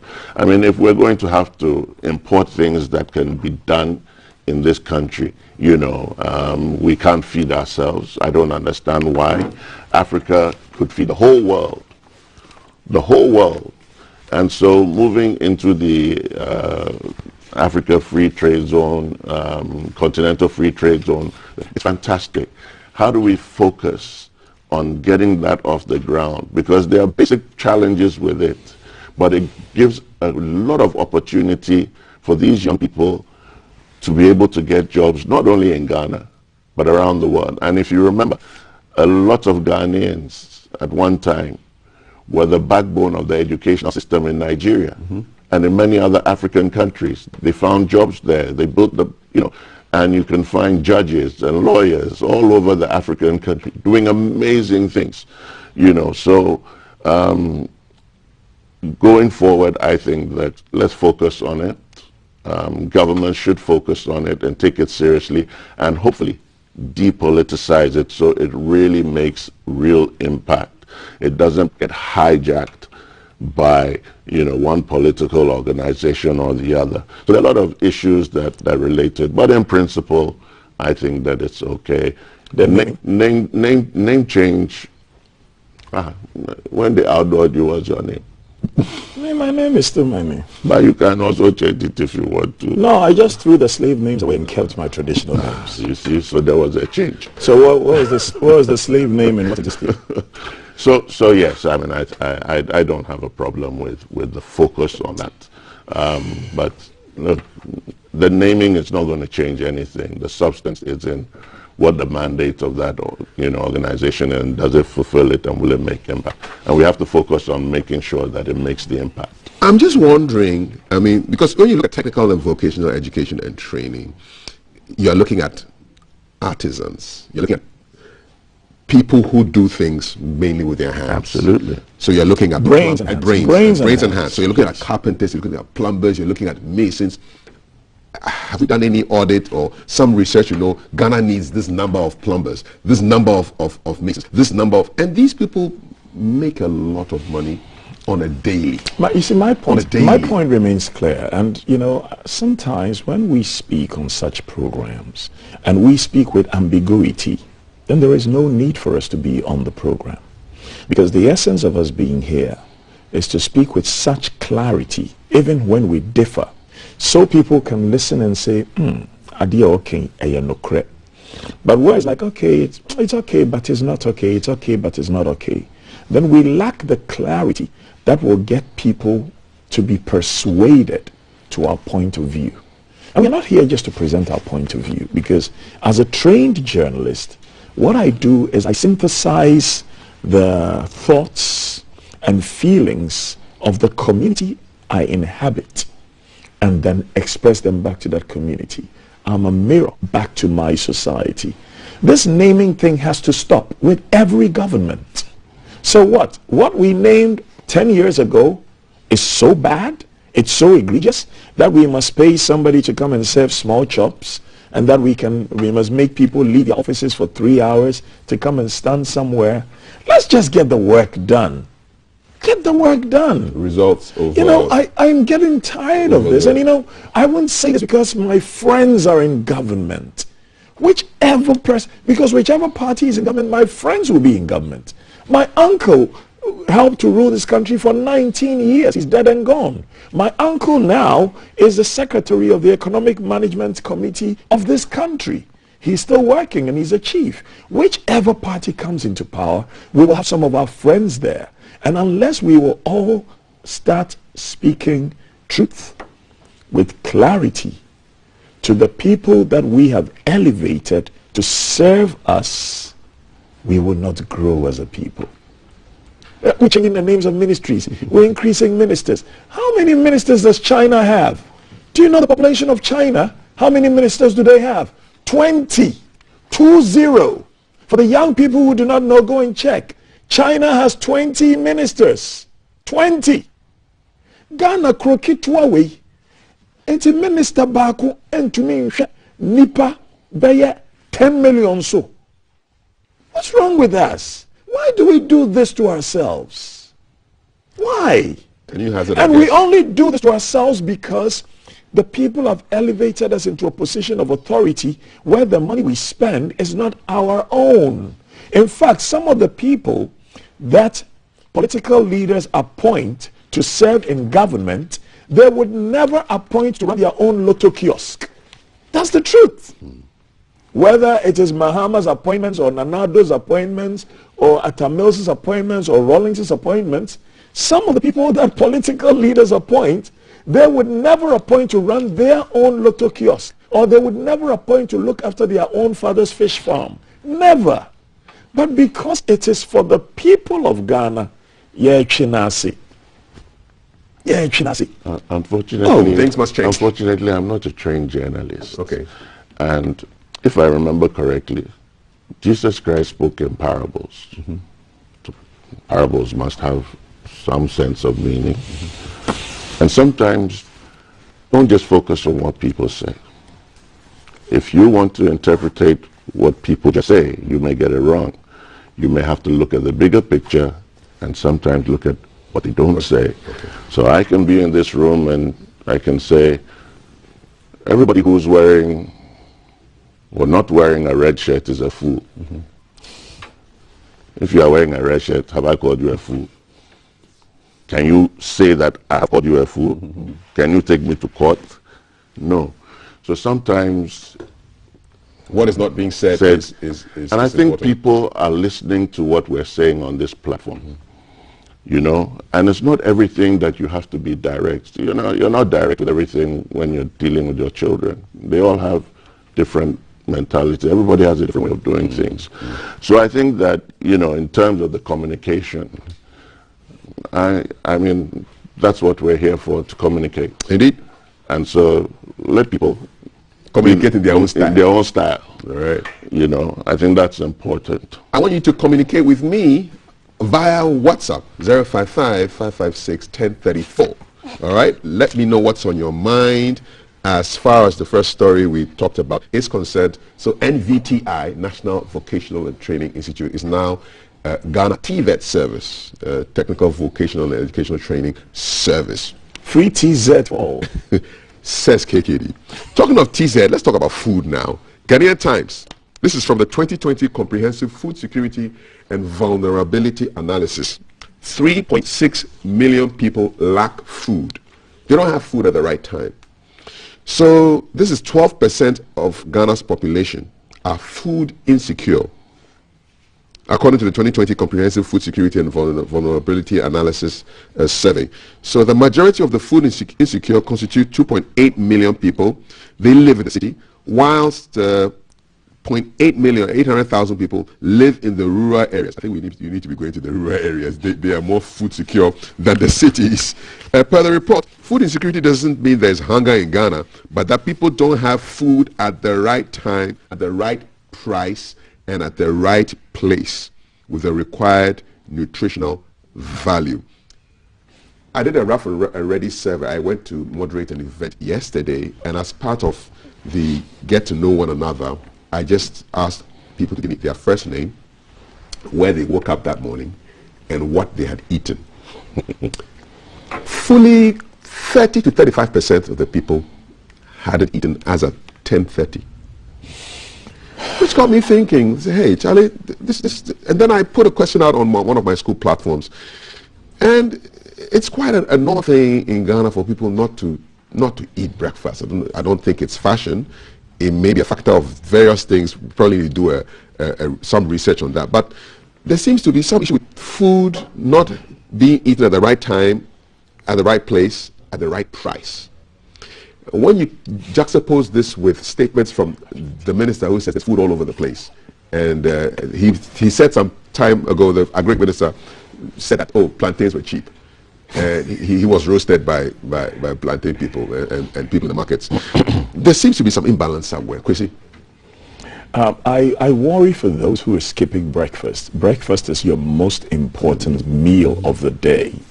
And this was told to me with clarity by my nutritionist in Kensington. Says, King, breakfast is your most important meal of the day. And this is after I was diagnosed with diabetes, which came on because of some stress or some false accusation and all that. But if you're skipping breakfast because you think you're going to be hungry later in the day and you need something to carry you on for the rest of the day, try and eat, before 12, because you don't want to go on a hungry stomach and work for so long. So many people have diabetes in Ghana who have not even been diagnosed. And you see, this diabetes situation is weird. When your sugar level is high, it's bad for you. But when your sugar level goes low too, you can go blind. You know, so I would encourage everybody. I would rather you have a heavy breakfast and drink water and find some small coffee brokeman later in the day than to skip breakfast. But also it is possible that people were fasting. Because, you know, some people fast for a half day and then they eat later in the day. The thing about the article, the article is, I would love for the media person's editor, not the one who wrote the story, but their editor, to say your story is not ready. What is the right price for breakfast? What is the right price for lunch? And what is the right price for dinner? So in the same way as we want to hold politicians accountable, let's start holding our fellow professionals accountable. Indeed. Because if you're not putting those figures there, what is the then we price? don't even know what the price is. How many people cannot even afford it. Exactly. You know, because I know my watch seller is called Auntie Moni. She's a community aide. I spend 17 cedis or 15 cedis on wache in the morning. My staff spend between 8 cedis and 12 cedis in the morning. But then there's a lady who sells Hausa cocoa not far from Auntie Moni. People go to her and they spend between 2 cedis and 4 cedis in the morning. Which one is more nutritious? If you're not putting the figures out there for us to grasp the entirety of the story, and you're just giving us something to alarm us, you're not helping us. So let the journalists go to the editors and let the editors challenge them to go back and do their work. Come back to me and tell me what is the minimum spend on a balanced meal for breakfast in Ghana today. And then show me the examples of those balanced meals. You know, if we don't know that, then we're just conversing about conversations instead of conversing about substance. Indeed. Do they have those figures there? Well, they have the regional breakdown of where the most food secure areas are, and that happens to be Greater Accra, followed by Central Region. They do not have in this story details about prices, but maybe we have to go and check the report properly to find out exactly what it is. The report says, however, that 90% of households said they experienced shock last year because of COVID. COVID came in and got food prices to get elevated, and then there was late rains and drought. So I am sure, or I am suspecting that if we were to read the report, we would get. But what you said makes sense. But this should give, because if you say right price, right place, whatever. If that figure is in the report, that is more newsworthy than the rest of the stuff here. So that figure would make more news than all that rhetoric. Give us that figure. It is important. You know, we want to know the price of kenke. Who doesn't want to know the price of kenke? But we want to know the price of kenke in a balanced diet. Because kenke and pepper is not a balanced diet. So, you know, I remember, I think Esquire, one of the magazines that I subscribe to in England, they did a whole story on the standard budget for the average person in England. So you look at that budget, and then you know, okay, this is what my food will cost, this is what my home will cost, this is what it will cost. And it helps people see, oh wow, am I living in poverty? Am I average? Or am I wealthy? Because right now, you ask a lot of Ghanaians, how much do you need to survive? They don't even know. Because if you don't know what you need to survive, you become greedy. You're scrambling and scrapping every day, everywhere for everything, because even when you have enough, you don't know. Oscar, what's your take on this? Food security issues, issues of having food at the right time, at the right price, and the right place. We can talk about time. Yes, breakfast is really critical. As Kwesi said, we don't know what the optimum price is. Probably we need to read into the report a little bit more, but what are your thoughts on this? 3.6 million people lack food, don't have food at the right time. Yeah, well, and they've been located mainly in the urban areas. Yes, most of the people are suffering from food insecurity in the urban areas. Yes. So 78%, almost 4 out of 5. So you'll find out probably that not an issue of lifestyle, but life is getting faster and faster. Nobody has time. We had to get up at 4 o'clock in the morning to beat traffic, to be here at 6:30. And there was still traffic, you know. So when are you going to have breakfast? At 4 o'clock in the morning? You're getting your kids ready, you're moving, you know, you got to get to work, and there's pressure at work. Like you're saying, it's by 10 o'clock, 11 o'clock, maybe even 12 o'clock, lunchtime, before you get a bite to eat. You know, so, but this phenomenon is not limited to Ghana. This is a global issue that's happening. Over there, they manage it by having a lot of processed foods. You can just throw in a microwave oven and eat, and then you'll find out that it's not really nutritious food. Exactly. And that's why I think that most of them have immune deficiencies over there, and COVID is hitting them, because for a whole lifetime, from the moment they're born, they're eating processed foods. They're not eating natural food as we are doing here, you know, and we don't eat food that there's blood in it. We cook all our food solid. The germs can't survive. I like my steak. They can't survive, you know. I don't like my steak too. And if you want to go and eat banku, face the wall in the morning, if you're me, by the time we are talking here, I'll be doing you'll be asleep. You'll be asleep at work. You know. So there obviously have been changes, and I'm happy, you know, we're tracking those changes. It's critically important that we understand that we do need a balanced diet.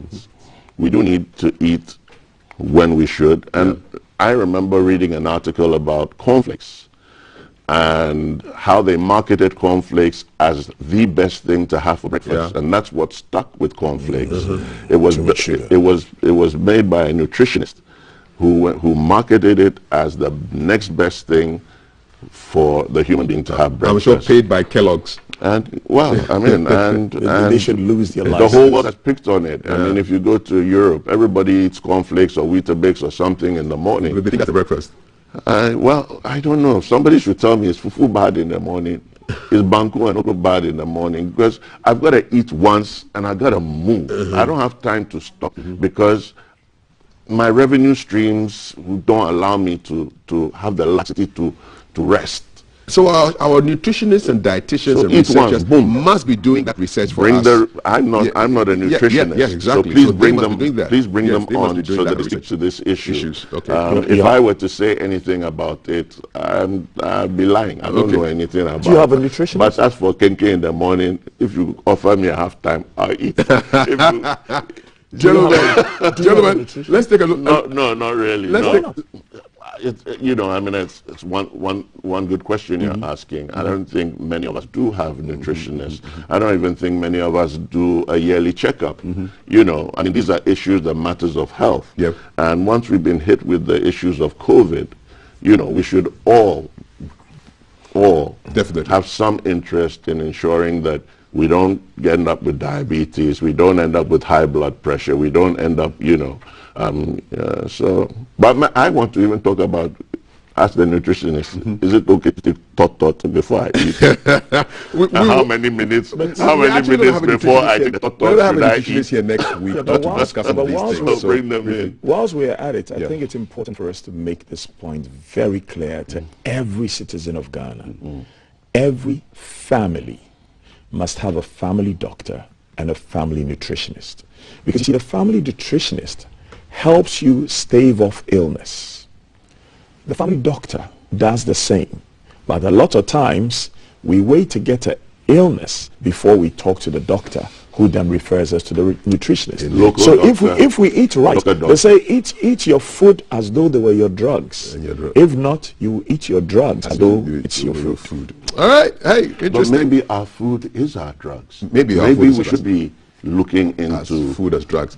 I do know that when I take my akpla and fetidechi with galan, and I feel very rejuvenated. It's almost as if I had a transfusion of vitality. See how your eyes have my eyes are lighting up. Over there. You're watching TTV Breakfast. I'm here with Oscar Provençal and Kwesi Chedakwa. We're looking at the news. I'm spot for choice now. Do I go to Valerie or do I go to Delma? You know, go to Cape Coast or Elmina. Thank you. I think I'll go to Delma first. Valerie, you're on soon. Okay, so our viewers chat corner right here. Someone is saying, hi, please add me to your group. So what we've done is, for those of you who are ardent contributors via our WhatsApp line, we've created a group. So every morning we share the links with you so that you can join the conversations more easily. You see how we love you. So someone is asking, tell us your name, and then we will add you to the group. So that's just FYI. I don't know. Well, Kafui Day, the person just said, Kafui Day, you are in trouble with someone somewhere this morning. This is a long one, so it's talking about a quick one. I've seen NDC, free SHS, 4 e-blocks, Nanado is here, e-levy, GRA, so lots of tax issues going on there. I'm unable to read everything. You keep your comments as precise as possible. You see, we shared a link with this lady. Her name is Benedicta, and she sent us thanks. Thank you, Benedicta. Thank you for always watching us. Please, good morning. I want to learn how to draw. So is it an art kind of drawing? You know, okro also draws. So me, I'm a food person, so I'm thinking draw okro. So what kind of drawing do you want to do? Let us know. Maybe we can connect you with somebody. We're sharing more links. People are already viewing us. You can do same. We're streaming live on Facebook and also on YouTube. So you see, long messages. We must shift from theoretical-based academic curriculum to practical-based curriculum. The government must enforce skill training institutions. Entrepreneurs must be given more opportunities to do more with regard to their work. And that's Aaron Babako Kokomisa from Latebi Okoshi. Thank you, Aaron. This one, yeah, my man is on now. The black brother who speaks impeccably. I'm enjoying his submissions with one of my favorite actors, Oscar Kwecho Kafui from Brekum, Kofi Jan. KKD is making me cry this morning. Very frank and direct. Wow. And that's still from Kofi. This is the hashtag. When I see this, I'm very happy. It's the hashtag GTV Breakfast. Honorable KKD and Honorable Oscar, because we decided that we're all honorables at this table. In fact, your views are on point, but persistent bureaucracy and over-reliance on foreign policies. Is it bad company? Okay, that's KKD's opinion there.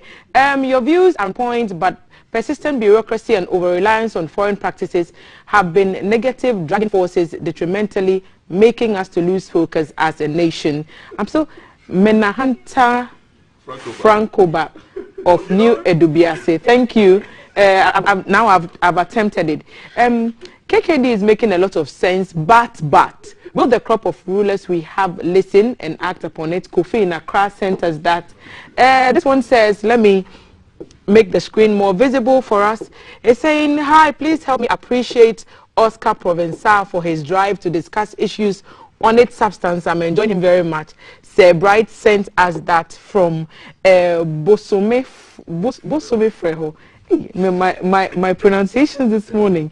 Mr. Cap, good morning. I want to ask you, is it right for those who are going for the police medicals to pay 800 Ghana cedis before they are checked? Enoch is asking from Insawam. Minahantan is here again. This is a long one. The youth should be given an opportunity to work in those high offices. Well, if they're qualified, why not, is what I would say. Free advice. Cancer and diabetes patients, we must be eating good balanced meal every 8 hours in a day and then drinking at least 3 liters of water intermittently. So he says free advice. Kaf, KKD has gotten me into uncontrollable laughter. 20 ministers in Ghana, ha ha ha. He is got to be kidding. He should not compare Ghana to China. African countries are lawless and stiff-necked. We deserve the leaders God has blessed us with. Africa is the land of survival of the fittest. Trisha sent us that from SCC. Thank you, Trisha, for sharing your thoughts with us. Samuel from Dakuman, love your GTV breakfast show. Please add me to the group. We will add you, okay? So the team working on that, Nana Mind Co, add Samuel Daku to our group, and let's hear from him very, very often. My name is Kojo. Please add me to it. So everybody is being asked. You should join the group as well, because this Christmas we have some exciting things coming your way. Good morning, interesting conversation. Please add me to it. We are going to add all of you. I'm really enjoying this breakfast show, especially from the man in the black suit. So kudos KKD, lots of fans you have on our WhatsApp. I really like the analytical way the panel speak at KKD GBC breakfast show. GBC breakfast show. Can I switch to our Facebook very quickly? Let me see what would be happening there. So we're streaming live, and I can see myself on TV. Okay, let's turn this off. and then we can look at some of the messages. Good morning, Breakfast Show. Vincent is watching live from Asante Mampong. Vincent Osejumo. Felix Minta, ardent viewer, always watching us as well. Aaron Babaku Komisa, he's been on the WhatsApp and he's on the. You see why you should join. You should join the groups. Good morning. I believe for us to see drastic change and move on faster pace in socio-economic development is when we move from theoretical academic to structure-based. And so Aaron sent us that. That's our stream on developmental delays in children, and you can always go back and re-watch it if you want to relive some of the moments that you saw on our live stream. So that's what the comment section, the viewer comment section is looking like this morning, Kaf. So lots of feedback coming. Your panel is doing great according to the people who are watching us right now, and let's see what more they have in store for us. All right. Are we going to Valerie? I'm going back to my people. We should Valerie, but I like the passion with it. They say, no, don't call me honorable. You don't want to be honorable. You're watching GTV Breakfast. My name is Kafri Day. My guests are Gegedi and Oscar Professor. Thelma just gave us a message. Keep them coming in. Dishonorably. Oh, Charlie. Honorable the Assembly. All right. 055-556-1034. Do I go to Valerie or do I come back Valerie, to my guest? please. Valerie later. We'll keep it. We'll reserve the best for last. So we'll go later. Let's talk vaccinations. Thanks, Thelma, by the way. I love that. Yeah, well. Mandatory vaccinations kick off at KIA. Over 100 travelers jabbed. Mandatory. So it means you do not have a choice. Okay? And it's interesting. On the same page, you have unsavory vaccine politics to derail COVID-19 fight. President tells the EU Parliament. All right? Okay, but at the bottom, you have more than 100 unvaccinated Ghanaians who arrived at Kotoka yesterday were vaccinated with a single-shot Johnson & Johnson vaccine, as per the Ghana Health Service directive. And I can see heads being shaken, or at least one head being shaken from the corner of my eye.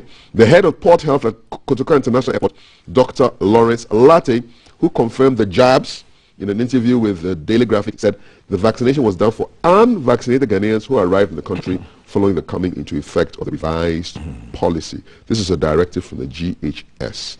Kwesi, what's your thought on this? You're not vaccinated, you come to the country, they say, hey, get your vaccination. It's by force. Mandatory. New directive.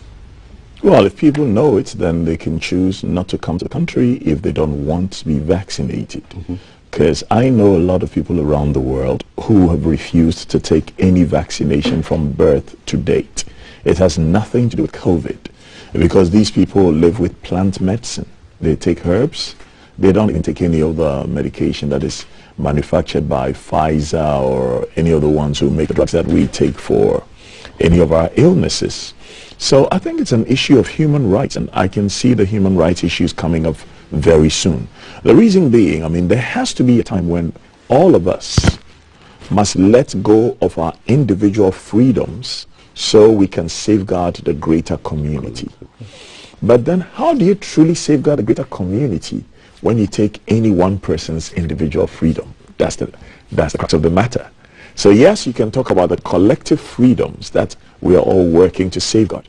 But the minute you take away any one person's individual freedom and trample on their rights, then essentially that collective freedom may not happen at all. So I think it's a matter for the courts. It's not a matter of individual opinion. People are going to challenge it in the courts, and I wait to hear what will come out of it. Okay. Oscar? Well, I couldn't agree more with him that it is an issue that will border on human rights and, you know, the choices that we make. But yeah, looking at it from a point of view of protecting our country, look at what other countries are doing. Look at what Britain is doing. You know, so I think that Ghana should do what it needs to do to keep the people safe. Ghana should do what it needs to do. If you don't want to come here, then don't come. Yeah? Yeah. I mean, but when you go back into, you didn't touch on the mandatory issues that are popping up, you know, that may be enforced very soon. But that's going to be another human rights issue, here in Ghana to make it mandatory for me to have a vaccine. It will end up, I hope, in the courts, and I hope the Supreme Court will decide whether it is possible for you to make it mandatory. If I don't want to enter a government building or a public space, is it my fault I should have a vaccine? So these issues will come up, but in no way am I denigrating the need for a vaccine. But I get worried. As a citizen, I get worried because the information about vaccines, especially COVID vaccines, and you've taken COVID-1, and then you got to take a booster, and then there's now Omicron. We're going to be taking vaccines for the rest of our lives, and we really don't know, and they themselves, the scientists, don't know how far this is going to go. And at one point, you have to say to yourself, hey, let's slow down a bit. You know, let's even for Ghana, let's look at the data. Why is it that countries like the UK are being hit so hard with Omicron? When they are the ones who have taken the most vaccines. And they've taken the most vaccines. And they've issued no flights to other countries. And look at our data. Do we really need our data? And we've been told to follow the data from the beginning of this pandemic. The data has been thrown into our faces. So at this stage, does the data warrant us to go mandatory? And I don't have the figures here, but from the conversations I've heard, and from what I've seen, I don't think so. Well, it'll be good to find out what you think. But let's do and protect our people. Let's protect our people. We'll come back to you on your messages pretty soon on 05555 But I can now go to the lady with the information. I saw what she did there, Cal. Right, so like we promised at the beginning of the show, we are going to be looking at what shopping looks like and how people are getting ready to get into the festive mood. My team on the ground is currently at Kantamanto. Reminds me of back in uni, we used to go to Kantamanto to get the best jeans in town. So my guy Alan is currently there at Kantamanto, and so we're going to be seeing what he has in store for us. Alan, good morning, Alan.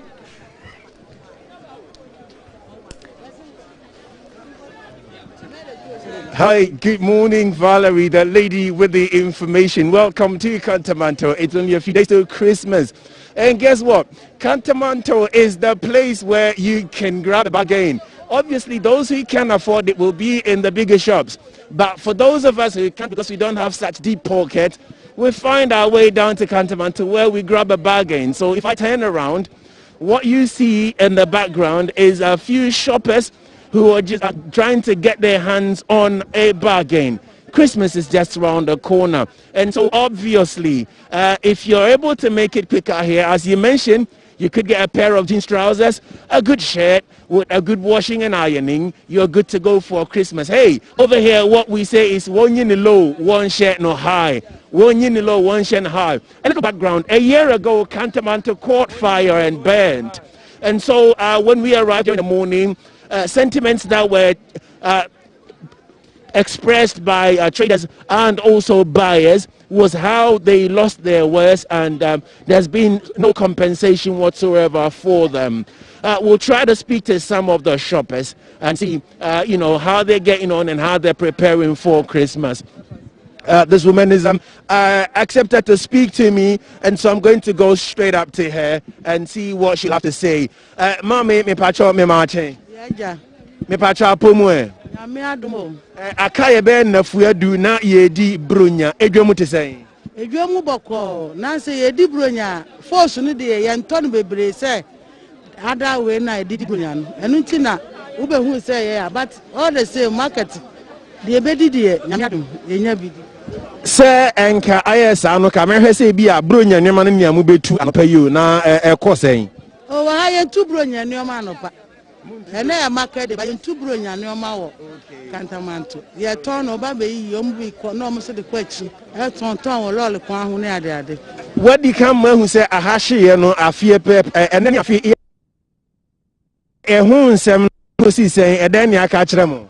obi anka hwe nkyere yen 1 year ni enne pepepepe ba de sane yen segu yeti a yesu obi ameka hwe nkyere yen da bia ye ti ase ye twen so we ba beka ba umi aba ha nso ye nya information bia bio obi ameka hwe nkyere yen de ti asa me das me gidi se wa ba besra mu no obeba ama mo hunu nia eko enche kwa no obesan ba mu nsra hwe bio ma me ehwe I see a few people really very busy getting stuff up and you know let's see if I can grab a quick chat with a woman in charge of the store. I see so many different varieties of trousers. That's a leopard skin trouser for Christmas. I believe that would be great for Christmas, especially if you're not expecting a white Christmas.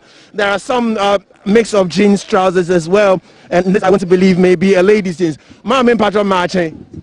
Yeah, me patron pomo te say. Me adom me ho ye. Me hwe unu me ye mema ne mariama na se mema nko a. Man mema nyina. Man mema nyina aka be na fuadu ni edi bronya jate say. Patron bronya ne de ye nka ho because ya market ne de wo fam kra. Ahai so de ka ne meti ya munyi ni lo na mo nhye ne ha enti e de na aha de mu husui. Nwa kra. Ye afi we de ye hu so. Na ye force no momu de enya bronya ne ma. Enti no bribia no ye ba kakra ye benya no. Force nya bronya ne ma de nanso edwemu nya enti ye ye botomu nno no. Aha so ne ye pe ba ku bi a ne ye twi animu kama ne ya bo ahye ho ne ye de kwa die bronya na wo ka ne se wo ha ba me aba ha de se no mo ho da ro ma ye na mo mra emeto bi ma ye ye wa ma me he se anope mi yi bi a me mfa no se jeans yi Laura Kent every UK UK designer Laura Kent UK designer we say na de be ma me 5 CDs. Fantastic. And so obia o hwe bia no otwe aben ye wa kantamanto no pe upe jeans adi bronya ubenya kama designer Laura Kent no de very very very good, beautiful and no so kra so ye ma de ubenya bi na afa mi ehwe na mentwi me homra ha yin so ne ehwe ma me no me mamatin o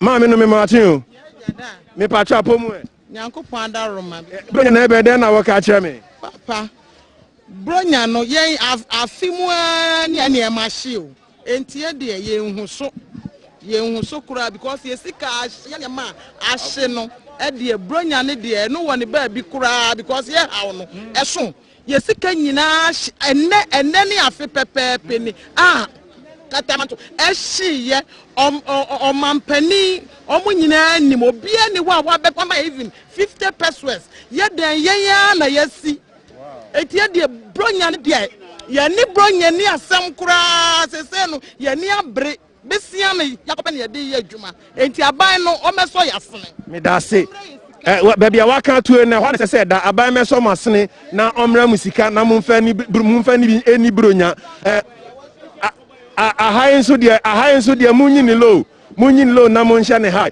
She's actually walking me to see her store. She's getting really very excited about it. Same thing. I have first line. Okay. That was say ya dime and also ni nyina hye na se wo ne ma we nyina na hye a wo de bronya ye dan bi. Wo ne bronya ni bibia. Right. Ehia say aban no o meso yasene. Eno pene hia e. Ya paniche wa katamanto. Yes reno. Ye di na chi ye ta na chi. Ya waka to ne ho ne da. O me pay and because afini Miss Wakan ye pa wakan ye me da say wakan ye pa afi ma me enhwe we're quickly going to hand back to you, Valerie, in the studio, but just before we do that, let me bring you over to one of the stores where clearly the men and women on that store, it appears there's something really very interesting happening, and so we're going to see if one of the buyers will want to have a word with us. Bema Bokorie. metimi no atwe nkɔmɔ kakra why she meti ase bronye ba munyini lo na munhye ne hai ye nyina fi ha na de ani akyere ya ye ntumi nkɔ kwan ho no aha na ye de ani akyere ma me kura bebrebe yi be ma o de kɔ kwan ho na wo a sa kama ye nyina afi no aha na de ani akyere ma me no wie aponu na me adom bɔkɔ ano be mehu se agadi foto agu super bronye dwate sen na me adom nkakra ko yiye nso yiye dia nko yiye because aha hye ya ne yehu hye ya nti ama ya ho akyere ya mpa nti yiye dia nko yiye adom bi kaka ne ade te ha na yiye dia nko yiye me da se we better come very soon and so Valerie, as I come over to you, let me bring us a quick summary on the sentiments as expressed by the traders. It appears every one of them is concerned with the fire that engulfed the market a year ago. However, there is also, it goes without saying, that Christmas, as you may think, isn't what they're really looking forward for because they lost their capital. But then shoppers who are buying seem to be getting what bargains they expected. And so, on a whole, take it or leave it, Christmas is here with us, and we're here at the Cantonment market where Wonyinilo Wanshene High is the cliche somewhat. This has been keeping an eye on Christmas activities as it approaches at the Cantonment second-hand clothing market. Back to you in the studio, Valerie. Thank you for that report. So that was Alan who came to us from Kant City, as somebody in the studio has tagged it, Kant City, and those were some sounds and sights from that place. And so if you're looking to get some 5 CD jeans, nice boyfriend jeans too that I saw in there, hey, you might want to start rushing now to Kant City, because guess what, Christmas is fast approaching, and even though we say there's no money, lots of people are shopping, so you might want to go quick and grab yours early. I'm going to hand over to Cap. I remember my supplier from back then, man. The jeans in Kansas City were the best, man. The best. Oh, what okay, last story for us this morning with my Wednesday panel, KKD and Oscar Provençal. 2022 budget debate. We are only keeping government on its toes. Muntaka to Otumfuo. So over the weekend, Otumfuo had reason to chide parliamentarians. So he spoke up, he said, listen, you guys, minority, you do not have the right to dictate terms to the executive. But then he also said the executive need to have a listening ear so they can take in suggestions. And Honorable Mustafa Muntaka, Minority Chief Whip, says, we are only keeping government on its toes, and they don't take delight in frustrating government's business by some of the things that they insist on in Parliament. I mean, Oscar, he is basically saying what we know the opposition should be doing. Opposition has oversight responsibility. Their job is to keep the government on its toes. He's just saying the obvious, isn't he? Really? Yes, he is, but unfortunately we have a track record of doublespeak. Now, I'm trying to use doublespeak, yeah. What kind of language is it? It's direct. Doublespeak. Yeah. You see, because there's a long history in this country of opposing for opposing's sake. Go back all the way to Kwame Nkrumah. Akosombo Dam was opposed.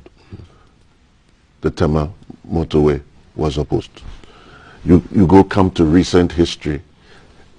Virtually everything has been opposed, and it all looks like I'm in opposition. So as far as I'm in opposition, I'm unopposed. The only time I don't oppose is when I go and negotiate for my car loan and for my ex gratia. Yep. That's how it feels to us as Ghanaians, because that's what we are fed. But I know that in Parliament they tell us that a lot of things are built around consensus, and it's only just, you know. Yeah. In the committees they talk consensus. It's only when they get to the plenary that the show voting comes. Yeah. But you know, I think that in this instance, if the politicians don't get it right on both sides, maybe it's time for Ghanaians to teach them a lesson.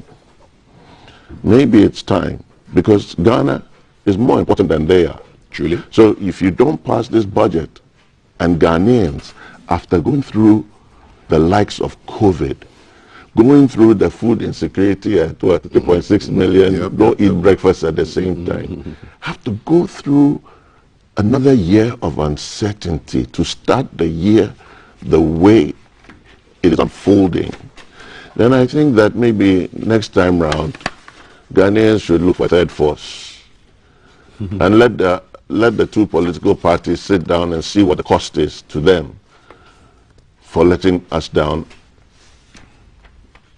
you know, indeed, as a people. Okay. So I hope that was as clear as can be. It's crystal clear. Chrissy? A third force will bring the same problems because, you know, we're fetching the water from the same well. And that well is a beautiful nation, my motherland, Ghana, which I love so dearly, but which sometimes I am not so proud of. It's like having a drunken idiot for a father. You know, you love him because he's your father. But every night he falls in the gutter, you're not so proud of him. No. So maybe, just maybe, those who are fortunate at the moment to have newspapers can start this project. And I'm giving this to you for free. A project called the Wall of Shame and then the Wall of Fame. So that when public servants or people in the limelight choose to side with wisdom, knowledge, and common sense for providence, 5 to 10 years later, we publish them on the Wall of Fame. And those who were fighting against the building of a Kosombo Dam, who were fighting against the very building of the very things that we are all relying on today, whether it was Kolebu Teaching Hospital, whether it was KMUST, we published them on the Wall of Shame. Because it looks as though we don't even know how the people we have elected to go and serve us in Parliament vote. Nobody seems to be interested in publishing for the public how individual members of Parliament voted on issues. I took issue with a politician who I liked very much, and I told this to his face. I said, I think you will make a great leader one day. And then when it came time for us to vote on Vodafone, he abstained. He intentionally did not go into Parliament because he didn't want to vote in a way where history would be unkind to him if he voted the wrong way. See, Ghana people may not have had so much of a formal education, but don't assume that just because they haven't gone to secondary school or university, they are stupid. People see what you do. Every vote of yours in Parliament says something about you. So really, are we happy with an e-levy? Is it a fair levy? If it is a fair levy, and you know that when you come into power, you will use it to go and vote for it. If you think it's an unfair levy, and if you come into power, you will not use it, then go and vote against it. Because I remember there was Kumi Preko. I'll be honest with you, I supported Kumi Preko. But 10 years down the line, I was disappointed with everybody who marched in front of Kumi Preko, because I'm a student of history. The main thrust of Kumi Preko, in addition to other things, was the VAT was too high. Why are we charging Ghanaians this tax when you know Ghanaians don't have money? So I sat back and thought, well, if these unkind people are going to push the agenda of the VAT, we will vote them out of power. And we did. And those who came into power did not take that tax away. They used it. So really, Ghana for Sebita Freche, your battery na a power adwin a ye juma anna. Let us not choose some of our younger brothers and some of our friends and some of our uncles who haven't done much in life to come and serve us and just watch them enrich themselves at the expense of all the people and go. There are some too who have done very well in life but then come into office to further enrich themselves and do very little for the people. So let the vote of your parliamentarians count. And I really want to challenge the press. Some of the stories you do are necessary, they are needful, but you also need to give us some details of some very important stories. Show us who voted for what on what. This whole thing about, I want to vote, but I don't want you to know how I voted. I mean, whoever is the Minister for Parliamentary Affairs... They call it the Hamza. Yeah, but answered or not, it's like key facts. But you must know how you voted. No, it's like key facts. Whether you read the whole morning biology or not, key facts is still useful. All right. So let's put the key facts on the back page of the newspaper. Let's put the key facts on the back page of the newspaper. I'm sure they are listening to your suggestions. And let's shame those who are not doing right for the Hall of Fame, Hall of Shame. That's it. But the narrative for a third force. And the third force issues there. Lots of issues. Thelma, take us home via the comments. So, reactions to all the stuff that you're talking about. Okay, how did I even press on this one? This one says, kudos to my crush, Alan. Okay. Seriously, I got Ganto kiss him. Kantamanto should not expect a penny from the government. They are as broke as a church mouse. Loans in Kwa. They should be grateful to God they are still alive and working. Trisha says she's Alan's crush. I didn't say that's Trisha's comment. So my take on the mandatory vaccination, already there is a law in place that regulates compulsory vaccination. Section 22 of the Public Health Act 2012 is to the effect that an individual can be ordered to be vaccinated if he doesn't produce evidence of vaccination. So we'll check into that. Our research team will quickly look that up and see what the law actually says. Fine morning to you as well, Ferguson. Bernard Ewa is also watching. He sent us a thumbs up. That's Trisha's comment. Let's go. Hashtag GTV breakfast. I love to see this. This is what I love to see on my screen every morning. Hashtag GTV breakfast. My name is Dean Dimbe. Please add me to your group. Dean, we will do that. Daniel has been typing for a while. So I think we see from Ankase Dema watching you live. Those refusing to take the vaccines have been brainwashed. The world is coming to an end and it's the beginning of 666. And all these are caused by religion. Religion creates illusions and delusions. If the people refuse to take the vaccines, then the government must make it by force, because we will not hesitate.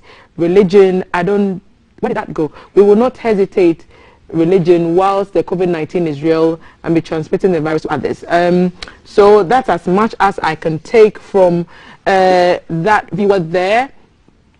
Please kindly tell Oscar the film industry should maintain the name Gollywood instead of using Black Star Film. KKD is always on point, Charlie. The man, they make sense. So that's your opinion. Frimpong, are you the one? Okay, this one didn't tell us. There's no name attached to that one. Send your name in addition so that if we haven't saved your number, we will do so. Frimpong from Seshi Esam is saying vaccination very important in disease outbreaks like this. Public health supersedes personal rights and liberties. In the worst case, if you don't want to be vaccinated, stay in your house. Opinions there by Frimpong Yao, I must say.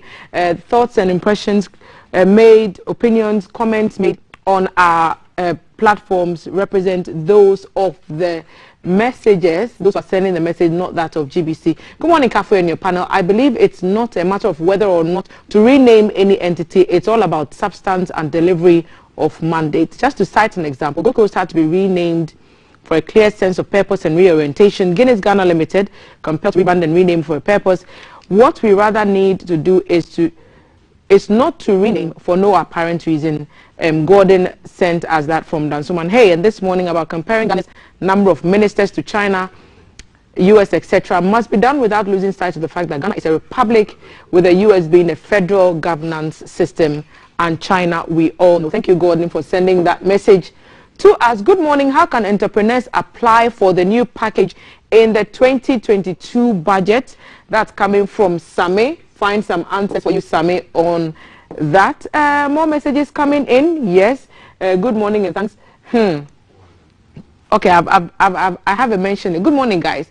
You people are doing great this morning, and I like the way you're mixing Akan Evega Opre Martin from Dansoman. He sent that very early, around 6:40. So I guess that's where this is coming. Hey, Thawan, because I'm not part of the group, you don't want to read my message, please. I would love to read your messages. Send us more, and we'll add it to the group. You didn't tell us your name, but I'm guessing from an earlier one. Martin, thank you for sending that message to us. I'm beginning to get to know our viewers pretty well. Samuel Cranting, hi KKD. I think it's simple. Our problem is not the taxes, it is the misappropriation of the taxes. Samuel Cranting sent us that message. Big ups to KKD. KKD, you were fans, pal. G3 Breakfast Show. Good morning, Daniel from East Legon. I'm enjoying today's breakfast. Big ups to KKD. So lots of comments coming. There's name is difficult to spell because sometimes they want to write it, but they're not too sure. So maybe the OS. KKD. Sarah is taking up the good work. Thank you, Sarah. GTV keep an eye. In fact, when it comes to reporting, Alan and Jay are the best. Can I just give a shout to the guys? Alan and Jay are the best so far in Ghana, speaking in different tongues. You see, the tongues in baby. So, our multilingual keep an eye team, always bringing you the facts from the ground. Hashtag breakfast show. Why do we think that the airport is the only entry point into the country? Our land borders are all porous, yet we are imitating the ostriches. Once I don't see tracks of people crossing the Hamile border, no problem. I'm Francis from Nandom, Upper West region. So many comments coming in responding to the issues that you've discussed, and we'll try and get more across when we do have time. I'll hand it back to you guys, KKD and Oscar. All righty. Hey, Thelma, thank you so much. I enjoyed that. And that brings us to the end of our show for the Wednesday. I'm loving the Wednesdays, man. Oscar Provençal, actor, director. Check out the new Inspector Bediako series. It's on Aquaba, right? Aquaba Channel. Aquaba Channel, TSTV. Yeah, he's a master. Mondays at 8:30. He's a master at 8:30. Fantastic. And it's a big show that the Finest Productions is putting together for the 24th. 24th night. It involves... At the Icon. At the Icon. Definitely so. And it involves... The Maestro. Maestro himself. Kojochi. Yes, indeed. King of Love Songs. One time. Gentlemen, thank you so much. It's been exhilarating. Hey, Sunday's my birthday. Sunday's your birthday. Nice.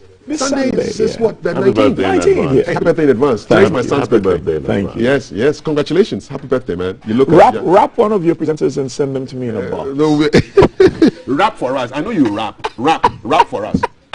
Give us some freestyle before you go, KKD. I'm putting you on the spot. Are you serious? Yes. This is a message from my brothers and my sisters in this country, on the continent, wherever you may be. I'm up to you, calling on you to know that you are the ones to make your country grow. When you wake up in the morning, every day, the things you say, the games you play before the end of the day will determine the way. Success or failure depends on you, destroyer or savior. I'm asking you, what you gonna do to make Ghana better? Sit and watch or be a go-getter. Hustle and bustle, be a pace setter. Word from the brother called Dakwa. Hey, boom. And that's our show for now. Don't go anywhere. I urge you to stay. There's a big conversation coming up. It's a 3-day agribusiness roadshow that begins. Thelma will give you the details in a couple of seconds. And our guests are here already. Dr. Zaneto Ajman Rawlings, MP for Kole Klote, and Alberta Echam Akosa, CEO for AgriHouse Foundation. They will be on the show in a short while. Good news from Oti region. Iron ore deposits have been found. Not bad. Let's see what happens with the resources. Oh, now we have gold, cocoa, we have bauxite. Now we have iron ore also in Oti. What happens? We'll find out in the coming days. My name is Kaf, hashtag GTV Breakfast. For the 15th of December 2021, I'm going to have breakfast now. And we'll see you on the other side. Val has some goodies for you. Don't go anywhere. You stay tuned. This is GTV Breakfast.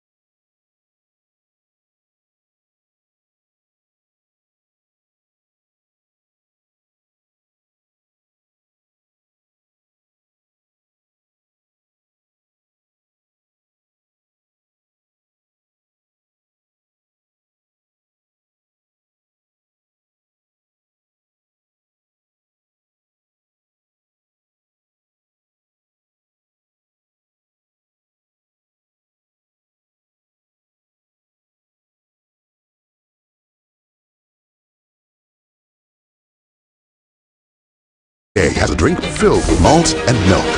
Every day he has a drink filled with malt, milk, and cocoa. Every day he needs the nutritious goodness of Milo. Milo, the energy to go further. This advert is FDA approved. I am 7 years old. Beep, beep, beep.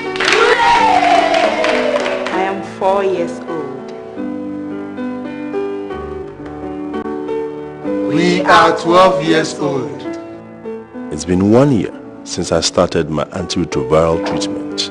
You can live a long, productive life with antiretroviral treatment. With antiretroviral treatment, HIV-positive expectant mothers can have healthy HIV-negative babies. Go to the nearest health center, test and know your HIV status. If you are positive, ask about antiretroviral treatment and you receive help. Antiretroviral treatment is your only option for a long and fulfilled life. This advert is brought to you by the Ghana AIDS Commission and Ghana Health Service.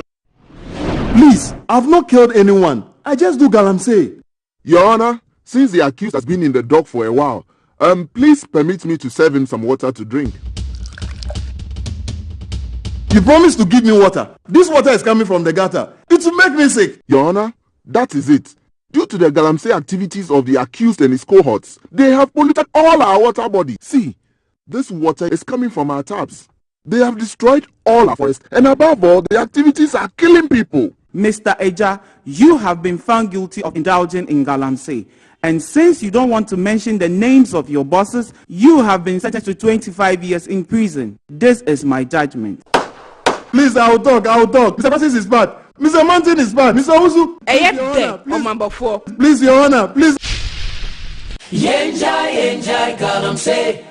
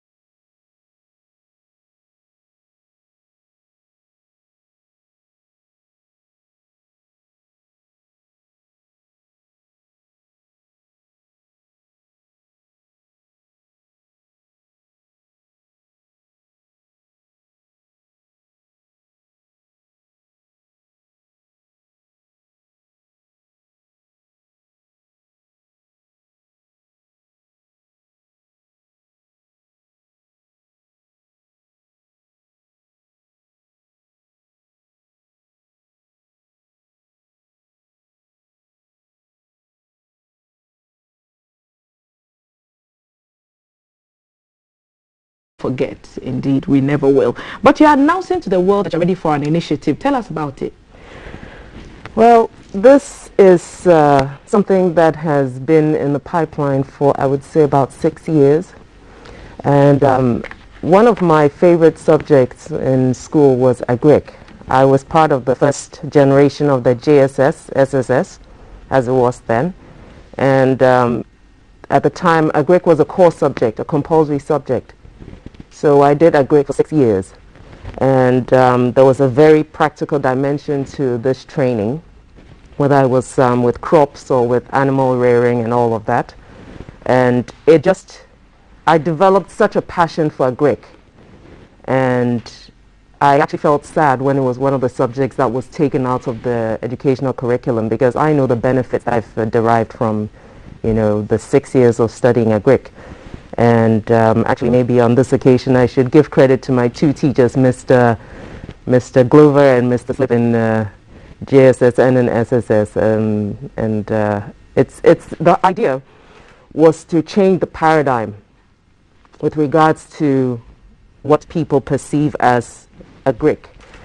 My constituency is an urban one, but it has some peculiar rural-like characteristics, and the idea was to bring agric into the urban setting and to change the mindset that you need a huge tract of land or a huge amount of experience to embark on an agric project of sorts. And I think we started off with rabbits, the concept of going into rabbits, because rabbits actually reproduce very quickly, a high turnover. We're dealing with a generation that can't wait too long, so you can't afford to put them into a project that requires 4 years, 5 years. You're trying to let them see that it's perhaps in a way it's feeding into the instant gratification, but if you're dealing with people who want to see quick results, then you must start from a position of understanding the mindset of who you're dealing with and try to work alongside that. So the rabbits were based on the fact that, quick turnover, very profitable, there's a high demand, the meat is lean, it's healthy, and there's quite a lot of research done into it. And then it can be done in a small setting. You actually don't need very much space to do the rabbits. And Alberta and myself had a discussion about this because she's been doing agri-house for a while. I'm sure she's spoken about that many times. But the idea was to do it and to do it properly. So we started off with the concept of rabbits. Then it kind of expanded to snails and mushrooms. Actually, it was rabbits and mushrooms because both don't require that much space. Turnover quick, profitable, and easy to do. And as we started working on this, we had, she will go into the details, so that we had someone also come on board and say, listen, why don't we add snails to it? Because that also has a very quick turnover. People love snails. And as you know, in Ghana, we've gotten used to the idea of mushrooms as seasonal. So after a particular period, you don't get them anymore, or snails. And there's always a demand for rabbit meat, even though one can't figure out who's eating the rabbits. Because they're cute bunnies, and I've made the point, oh, you eat those cute animals? Yeah, it's difficult. I haven't managed to eat one of mine yet. So you're just rearing them and you're selling them, but you haven't actually tried it? I've actually tried it. It's very tasty. Rabbit meat is tasty. But I tried it in Cape Coast. I thought it tasted like chicken. There you go. Yeah, so the concept was to make agric attractive and demystify the concept of requiring a lot of space, a huge amount of expertise, and that was what gave birth to this. But do these three play a role in food security, or is it just the healthy option, the healthy aspects of, perhaps you've mentioned lean meat, that drove your decision to settle on these three? To be quite honest with you, this project is meant to actually bring together so many dimensions that sometimes mentioning all of them makes it seem like it's too big. Because there's the health aspect, there's the food security aspect. During COVID, we noticed the impact that just the lack of, the smooth movement of the logistics had on our food supply in the cities. So if we'd had a situation where people were involved in urban agric here, a problem with transporting food from the hinterland to the city would not have been an issue, because you would have a supply within communities as well. That's number two. The other thing is a source of income. If you're in my constituency, there are parts of my constituency where you cannot get people to leave the constituency no matter what. So why not bring the opportunities to them that they are interested in, that will help them to generate funds, and then they're economically empowered. not everybody wants to leave their community to find work. So how do you make it more interesting so that you take away this dependency attitude? You know, if we're talking about truly empowering the youth, we have a lot of young people. The idea was to try and wean people of the concept of thinking that government is the one that provides all the jobs all the time. There's no fiscal space. That is the truth. So physical space, how much space are we talking about here to get into a venture of this nature? We're talking about rabbits, farming, we're talking about mushrooms and snails. And urban, the concept of urban farming, you've explained it so eloquently, but how much space are we talking about in the true sense of the word? I'm not sure your camera will zoom out, so I'm not able to, oh, there you go. Okay, now, the section where you're sitting, over there, you could actually have, okay, slightly higher than that, you could have like 2 hutches. So that means you could have 4 rabbits right where you're sitting, not into the curb, right where you're sitting. So that should give you an idea of the amount of space you require. And you can stack. So there's the option for vertical movement, and then you don't need to spread out too wide. And if you have 2 and 2, if you have 2 males, or let's say even 1 male and 3 female, or 1 male and 2 males, you could probably have about 6 young ones within the next 6 weeks. That's how quickly rabbits are busy animals. Always busy. Yeah. Let me pick your thoughts, Alberta. Agribusiness, you've been in the news for some time now.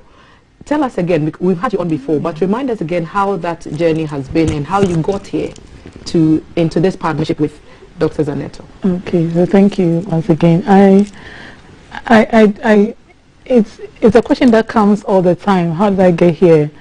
I think, honestly, I don't know where I am, but I think I'm still in the process of getting there. I've been passionate about agriculture for a while. I wanted to basically understand what it means when we say the value chain. There's been, like and I keep saying the same thing, there's been a lot of projects or programs I've been part of, and I come back, or a group of youth come back to ask the same questions. What were we talking about? And the jargons may be too high for us to appreciate it if we are talking about attracting youth into agriculture. So what we sought to do as AgriHouse was to try to break the value chain into its main components. So having projects that's targeting the youth, having some for women, having some that is focusing on basically market linkage and accessibility and all that. So in trying to break that value chain down, we get to appreciate the whole agribusiness concept and what we can do, or the role that we can play within it. And like I keep mentioning, I can be a farmer and then you can be a processor. So you can buy my pepper and process it and brand it and put it on the shelves of ShopRite. I can go into transportation, which is one of the biggest issues. I can go into input, which also plays a role within the value chain. I can even go into agri-photography, because in other countries people are buying pictures online, very expensive, but we end up possibly focusing on growing the exactly alone. Yeah, but like Doctor mentioned, the journey of It Is Possible started way back, and most people would not know that aside her being passionate about it, she has actually been on the ground. We have this project, the Agri Student Career Guidance and Mentorship Dialogue Bootcamp, that Doctor has been mentoring the student for so long. Sometimes people think she just came into the scene like just with this It Is Possible, but she's been really supporting. She's not just been talking about, but she's been acting it, and we are glad we are here. She's been very passionate about it. In fact, she's a visionary if you talk about the It Is Possible project, and we wanted to scale up what we were doing with the boot camp, and this is like this fell in appropriately, that let's rather go a step higher to not only maybe train people, but give them a starter pack. So that is the beauty of the project, that we are not just building the capacity of people to lead them to go and fetch for their own resources, but at the end of the 3-day training, and what we are doing from tomorrow to Saturday happens to be the first leg. So the first part of the training, who's the target? Okay, so this is what we did. We had people apply for it. So we're not really like based on people we know, but just everybody open with the focus on her constituency, but getting people within the community also benefit, everybody to benefit. So we put it out there. It was all over. Within a short time, we had over 711 people coming on board, which registering to be part of the project. And our target was to do 200 per constituency. So it's more of a roadshow, and this happens to the first leg. So after this, we will be balloting for the next region, and then we'll be moving there.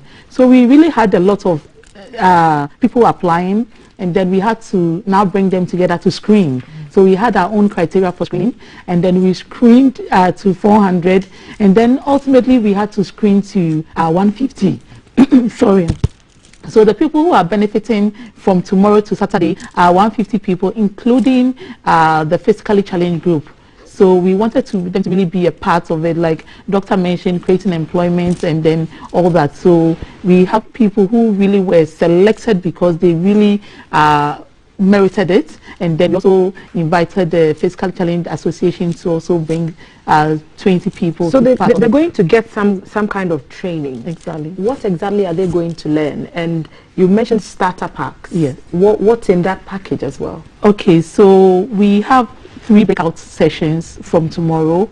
We have those who opted to do rabbit, those who opted to do for the mushroom, and then the physical challenge group, we really had this special snail package for them because it was donated by a physically challenged person who is doing so well, Kofi Venyon in Sunyani, who is doing so well in tiger nut and in snail farming. He's won a number of district, regional, and national awards. And so when he heard it, he just called, like, this is something I want to support. And so he came on board with the snails and then said, look, then let's really appreciate this special group of people, this group of people, to benefit freely from the training as well, without any screening or any, application process.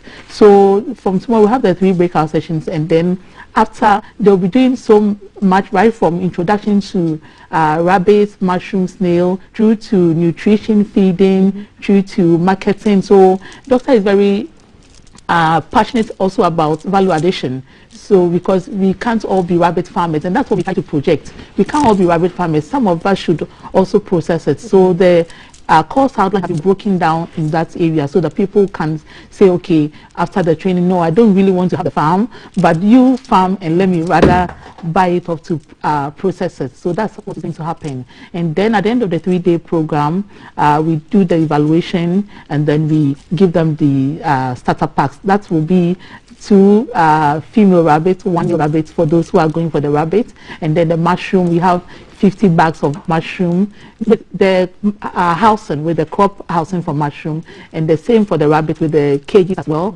And then also for the snails, we give them the housing for the snail and the 50 snails to start with. It sounds like you would have your hands full. Doc, you're an MP, you're a mother, you're career driven. I heard stories about you being very active. You can do parachutes and all that. Where are you going to find the time to accommodate all this on one plate? I think one of the things I learned is you make time. Yeah. We never have enough time, but you make time, especially for something that is meaningful. But I think more than that is having an amazing team. And I could not have picked a better partner than AgriHouse. The level of dedication, the passion and commitment, and the expertise. Because for a project to work, it's not about the vision on its own. The vision is the sky. You break it down into the little steps that are tangible, that people can relate to, that you can build upon. And working with AgriHouse and the partners has been an amazing experience, and that's why it wasn't a rush to get to this point, because the level of detail that we've had to address to ensure that this succeeds, because we don't want to launch a project or program where you have people and you say we trained 100 people, 150 people, and then that was it. We want to be able to say in 3 years' time, those people have taken on 2 more people, have trained others, or some of them are now exporting. Some of them have gone into the entire value addition. Some of them are now selling the, other products off. this is to really allow for people to find their comfortable space. Because even on the training, we're going to have a 3-day training. And what I suspect will happen with some people who may have been chosen initially through their choice and the interview process to pick rabbits, for example, might actually discover that they're more interested in mushroom. And so we're allowing for that lateral movement because we want that passion. Agric requires commitment. It looks lovely from a distance, but you need a certain level of commitment that will drive you through. Because once the passion is there, now the commitment is what you need, the discipline. And that's where the support groups come in. So AgriHouse and the facilitators who we've had on board, and amazing, see, when you pick the right people for a project, it attracts more people who have the same vision or have better to support. We've had the agric colleges contact us, staff and students and past students who want to be part of this. We have people who are already established in agric and agribusiness who have contacted us and want to be part of this. They don't want to take money. They want to give of their experience, their services as their input because they see the potential in this.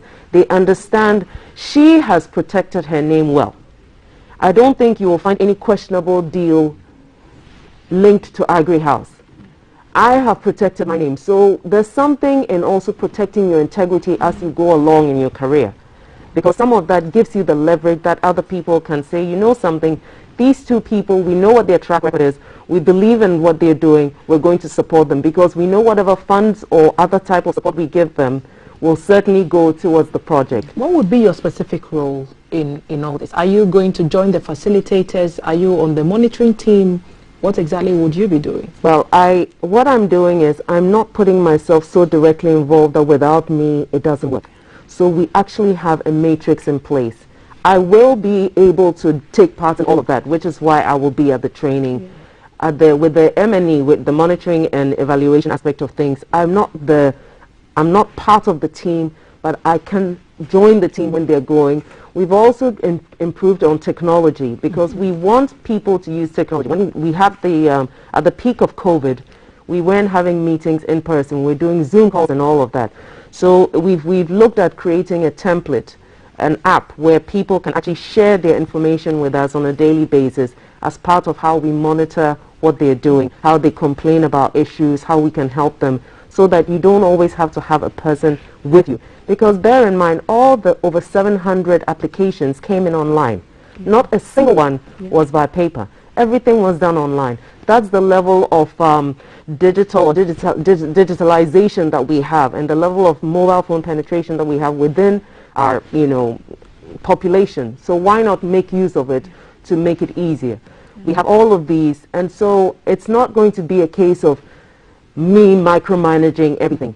The whole idea of this concept was to have a team with the expertise, with the interest, with the commitment, so that as we do everything together, the sum of what we do is actually so much greater than what I or Alberto or any other individual could do on this particular project. Anytime there's a political figure and you are a political figure involved in a project, there are always questions about how open and fair it will be to persons on the other side of your political affiliation.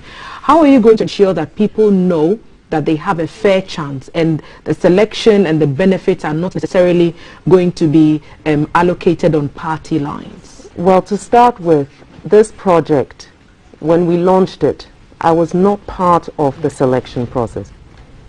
I recused myself from it for exactly that reason. The panelists are all people who are in agribusiness, who have facilitated all the boot camp programs that we've had for the agric students. They're people who are agric specialists. So you have people who are, specialists in let's say extension officers and so on, people who understand what it takes to succeed. Bearing in mind, the concept is to let people succeed. Yeah. And one crucial aspect of this, and I think we have to, we'll mention all our, supports and sponsors, but one crucial aspect of this was to ensure that we had an off-take agreement for those who are producing the rabbits especially. Because we didn't want to create a situation where you set people up, you train them, you set them up, they produce what you need, and now they have no one to sell to. that in itself is a self-defeating way. So the whole idea was to ensure that once they're able to produce, there's someone to buy off them. And that's what we have. So we've kind of fitted that in nicely, which means that as you are producing, you don't have a worry about what happens when it's time to sell or when it's time to harvest. That aspect, we've taken it out. We're creating a network, a cooperative of young people, of women, of persons living with disability, so that they understand they're not alone. Trying to do anything on your own in Ghana is so difficult. And a lot of people who are interested in agric don't go into agric because it's capital intensive, because it's very difficult to succeed on your own. But when you're part of a network where you know you're not on your own, you have a support system, and we have a concept which is where if, for example, you have 3 rabbits and one of them dies, if it's the male that dies, the person who's closest to you can bring their male to cross your female rabbits in order to... It's not going to end at the training. Not at all. Going to be assistance further on in the program. It's sustainability we're looking for. Exactly. Sustainability in a sense of community. Yeah. And if we're talking about all of that, we need to be able to demonstrate it through this program. And that's why we're using this pilot project to show that it is possible. Agribusiness, what's the next stage? So there's training, and Doc has mentioned there's going to be some monitoring. What would that entail, and what would inform the next stage? Because you said the training is the first stage of the program. Yes. So it's more of a road show, and the idea is to train about 7,000 people at the end of the national road show. It's challenging, but we believe it is possible, and that informs the tagline we are using.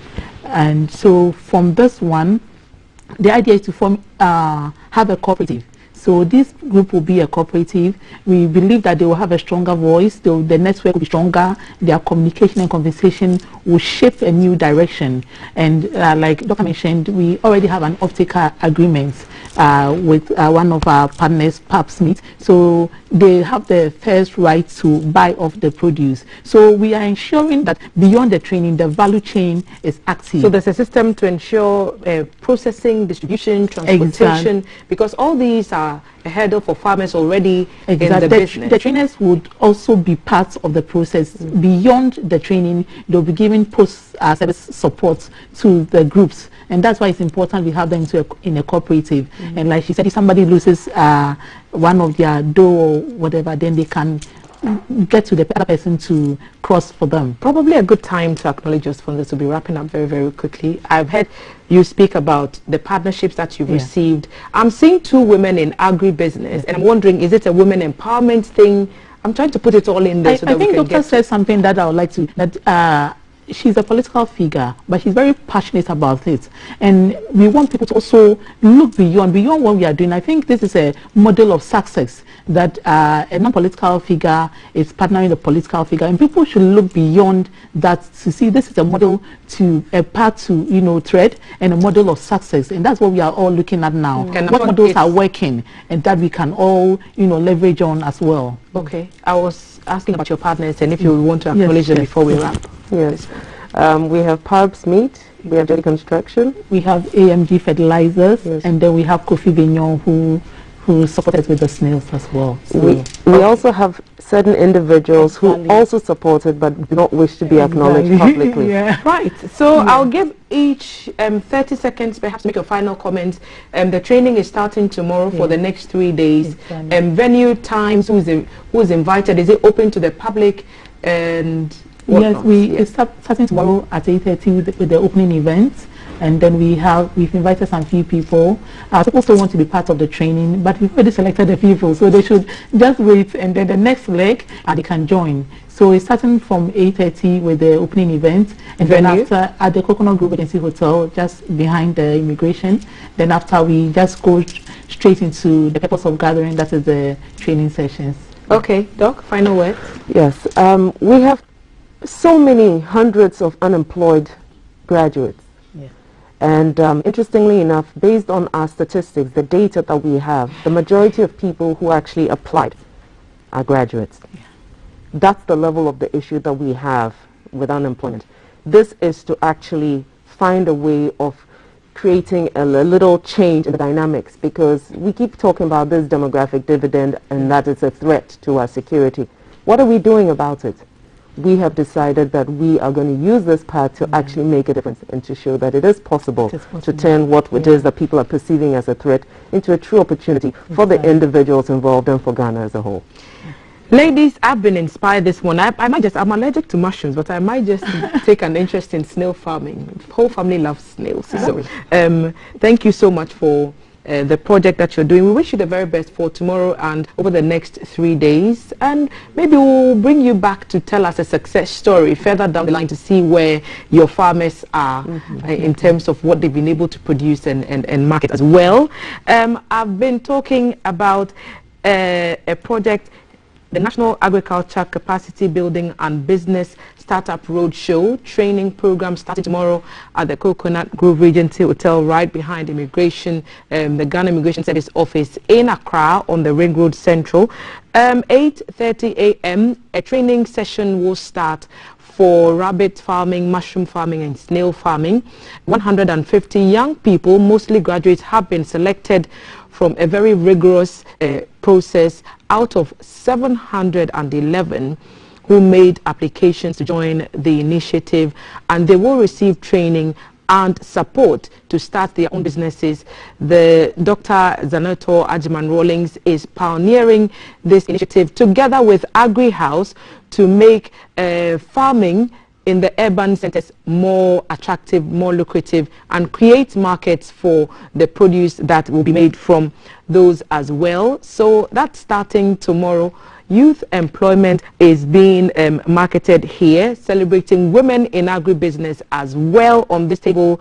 So thank you once again, Dr. Zaneto Ajiman-Rawlings, MP, Klote constituency, and next to her, Alberta Nanecha Akosa, Executive Director, Agri House. So join that conversation. Follow them on social media as well, and I'm sure they will be streaming on the platforms that they've created as well. And farming is becoming more attractive, and it's attracting more young people, and maybe perhaps we should all get involved. Breakfast Show is live on GTV. Valerie is getting ready for all of us to settle on her side of the table, which she calls the warmer side, and we'll be asking your thoughts on various issues that you've seen on this program and elsewhere after the break. Younger. I'm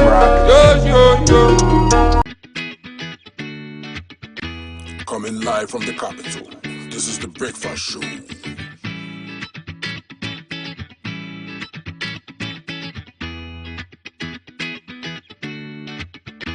Coming live from the capital, this is the Breakfast Show.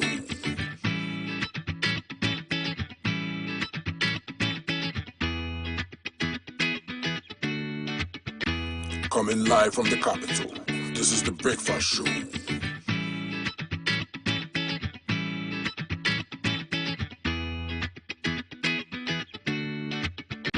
Coming live from the capital, this is the Breakfast Show.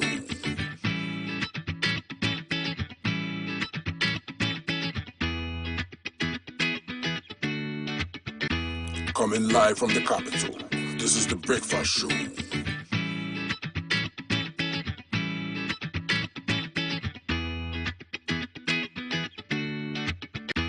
Coming live from the capital, this is the Breakfast Show.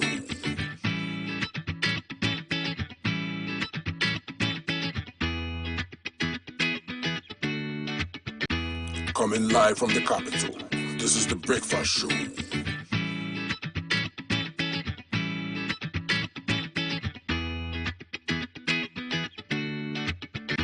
Coming live from the capital, this is the Breakfast Show.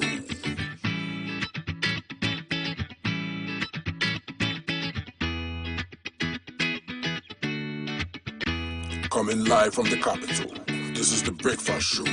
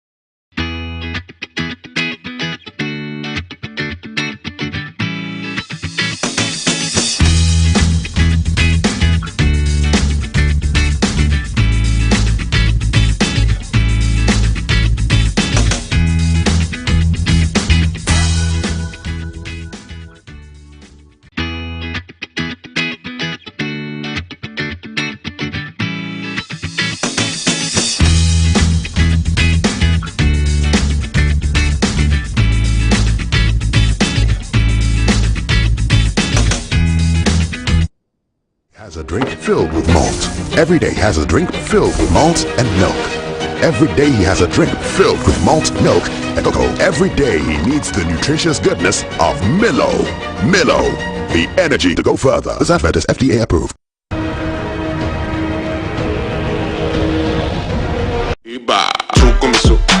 You want 15,000 Ghana cedis. Sapacho the berry. May the better cement. Yeah, me who sika kesi no menu super big. As I told me go, fee. When you come, you go get 10,000. Ah, but you go to but Sapacho the quite. Me be try menu. But we any then or we be a star 500 hash. Let me say a yam papra. My winnie for 5,000. It is our Airtel Tigo Sua, making sure say what I list star 500 has no activated to go mission. Airtel Tigo, life is simple.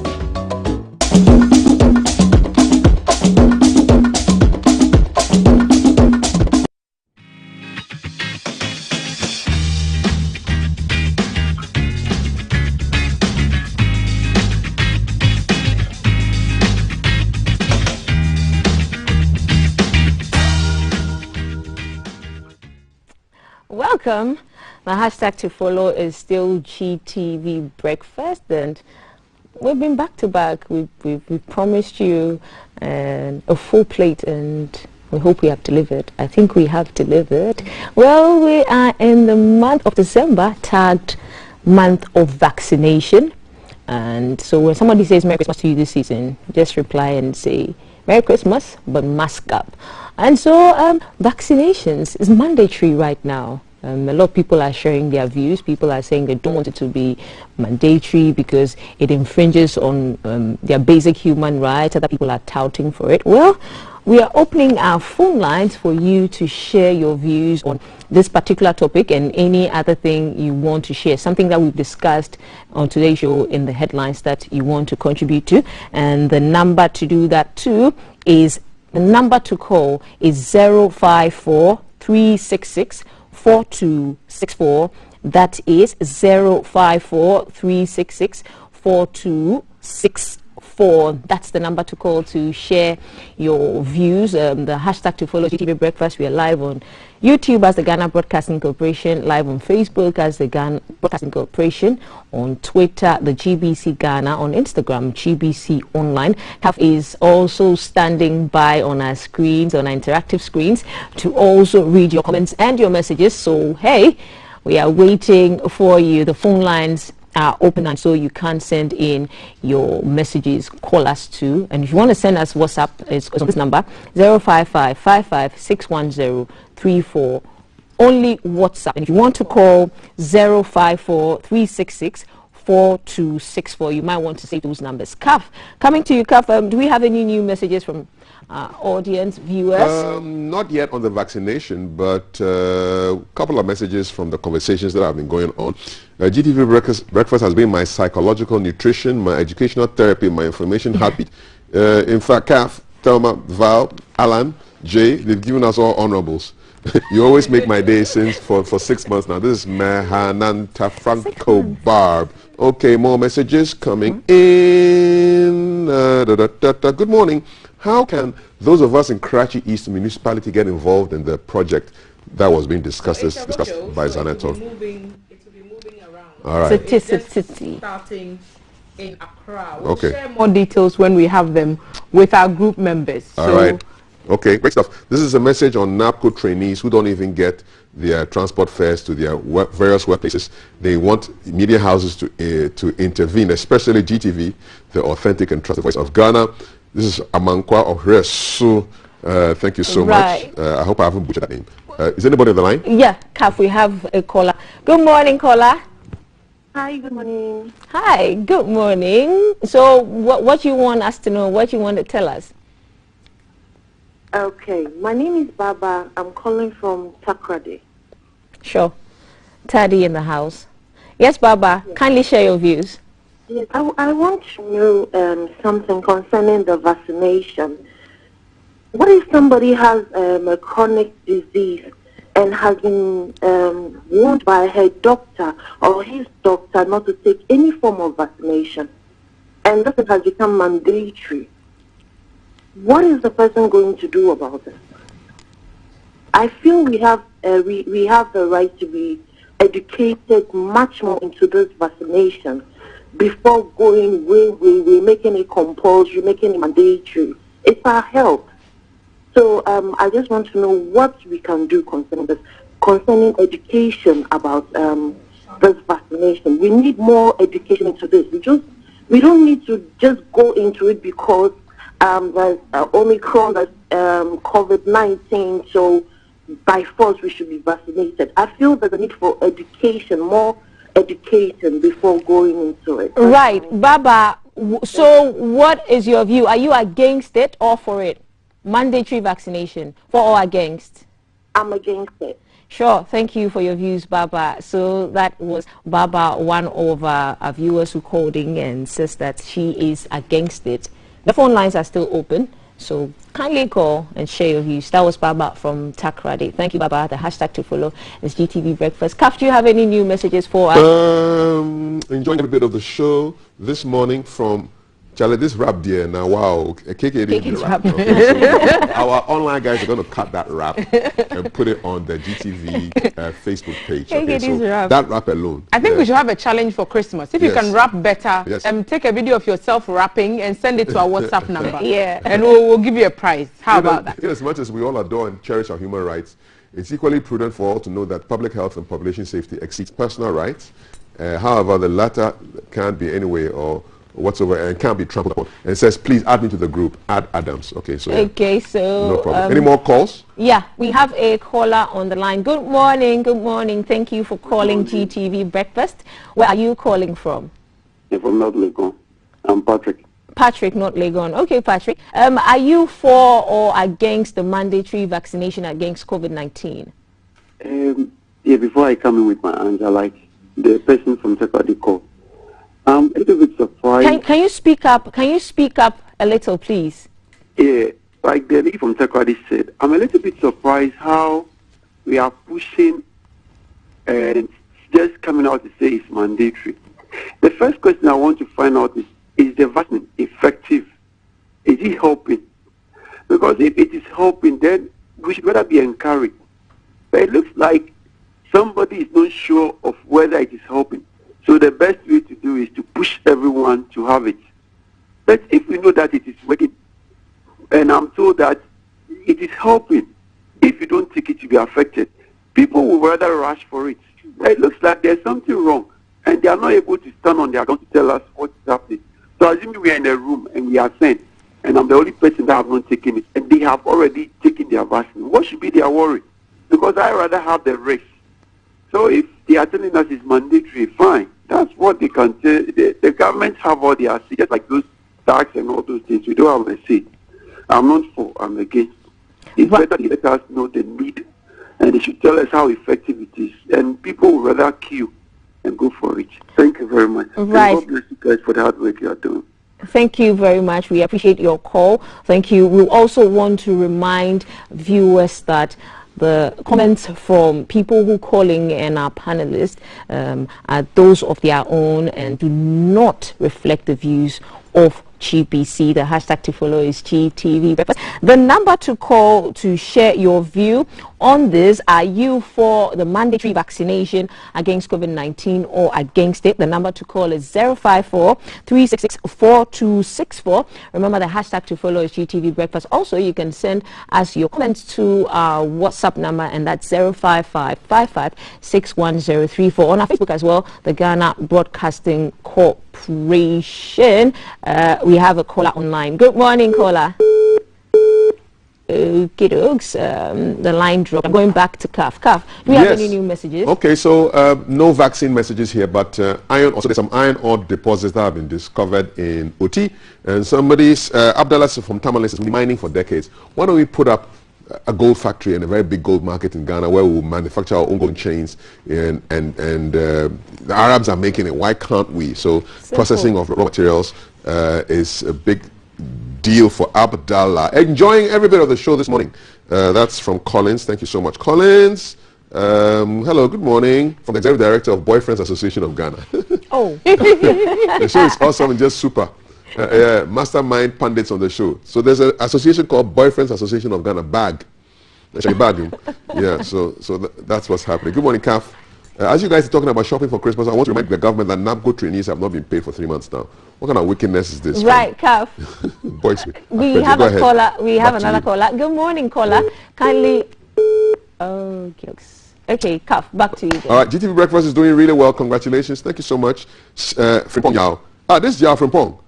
The guy we sang the song about. Oh, that's Kweku, sorry. That's Frimpong. He brought the assembly. I don't have any problem with e-levy as long as a politician will start paying utility bills, buying fuel, living on their gargantuan salaries. Only in Ghana, the poor feed the rich. Without that, e-levy is scrapped. Kaf, I think our caller is back online. Go ahead. Good morning, caller. Yeah, good morning. Thank you for calling. Where are you calling us from? I'm calling from Achimota. Achimota. Right. Yes, okay. Share your views. Are you for the mandatory vaccination against COVID-19 or against it? Hello, my name is Abdul Rashid. Okay. Right, Abdul Rashid. Do us a favor and lower the volume on your TV set. Yes, please. I think I am against. Yeah, I have done that already. Please. Right. Thank you. Yes, I am against the mandatory vaccination. Okay, why are you against it? You know, health-wise, not everybody that have a strong system to kind of like adjust to some of these. Yeah. Sure. Okay, and so that's why you are against it. Yes, and then again, you could realize that there are, women that have issues with.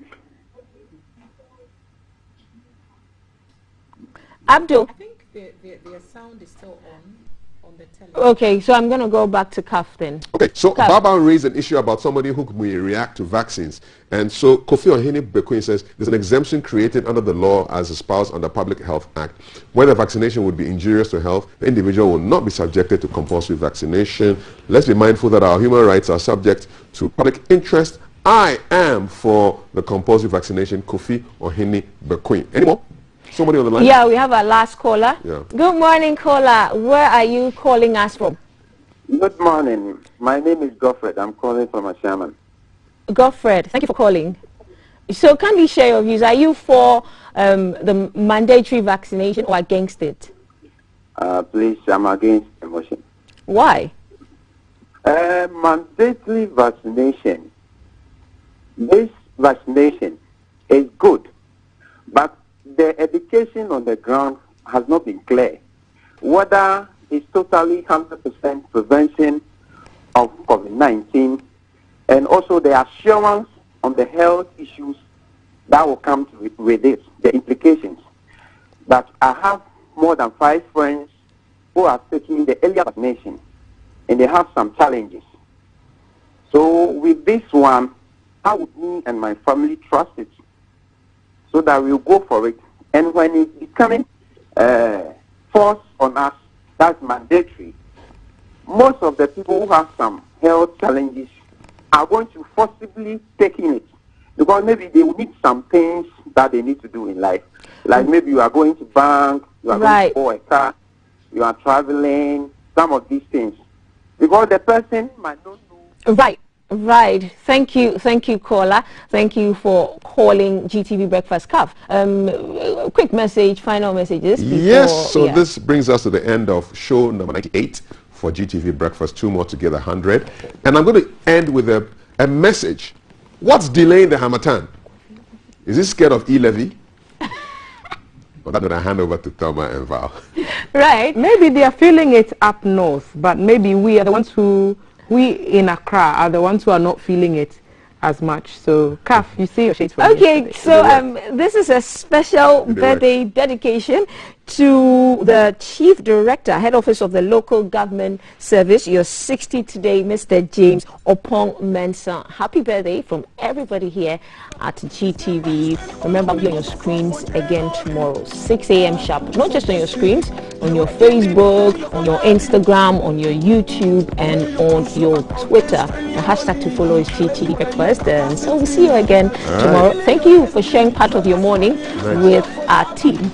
See, what's happening with you in the corner? I'm trying to remove the eyes that can see, and you know. I go over you. First thing Adam has a new song. That song is for you. New song. We'll see you tomorrow, guys. Thank you so much. Money you the blow, you go fit by machine skills. Them my body can bring the confusion. If you jump, you go fall into temptation. Race you the one go low. Anybody you the one go low. Myself no the feel you one go low.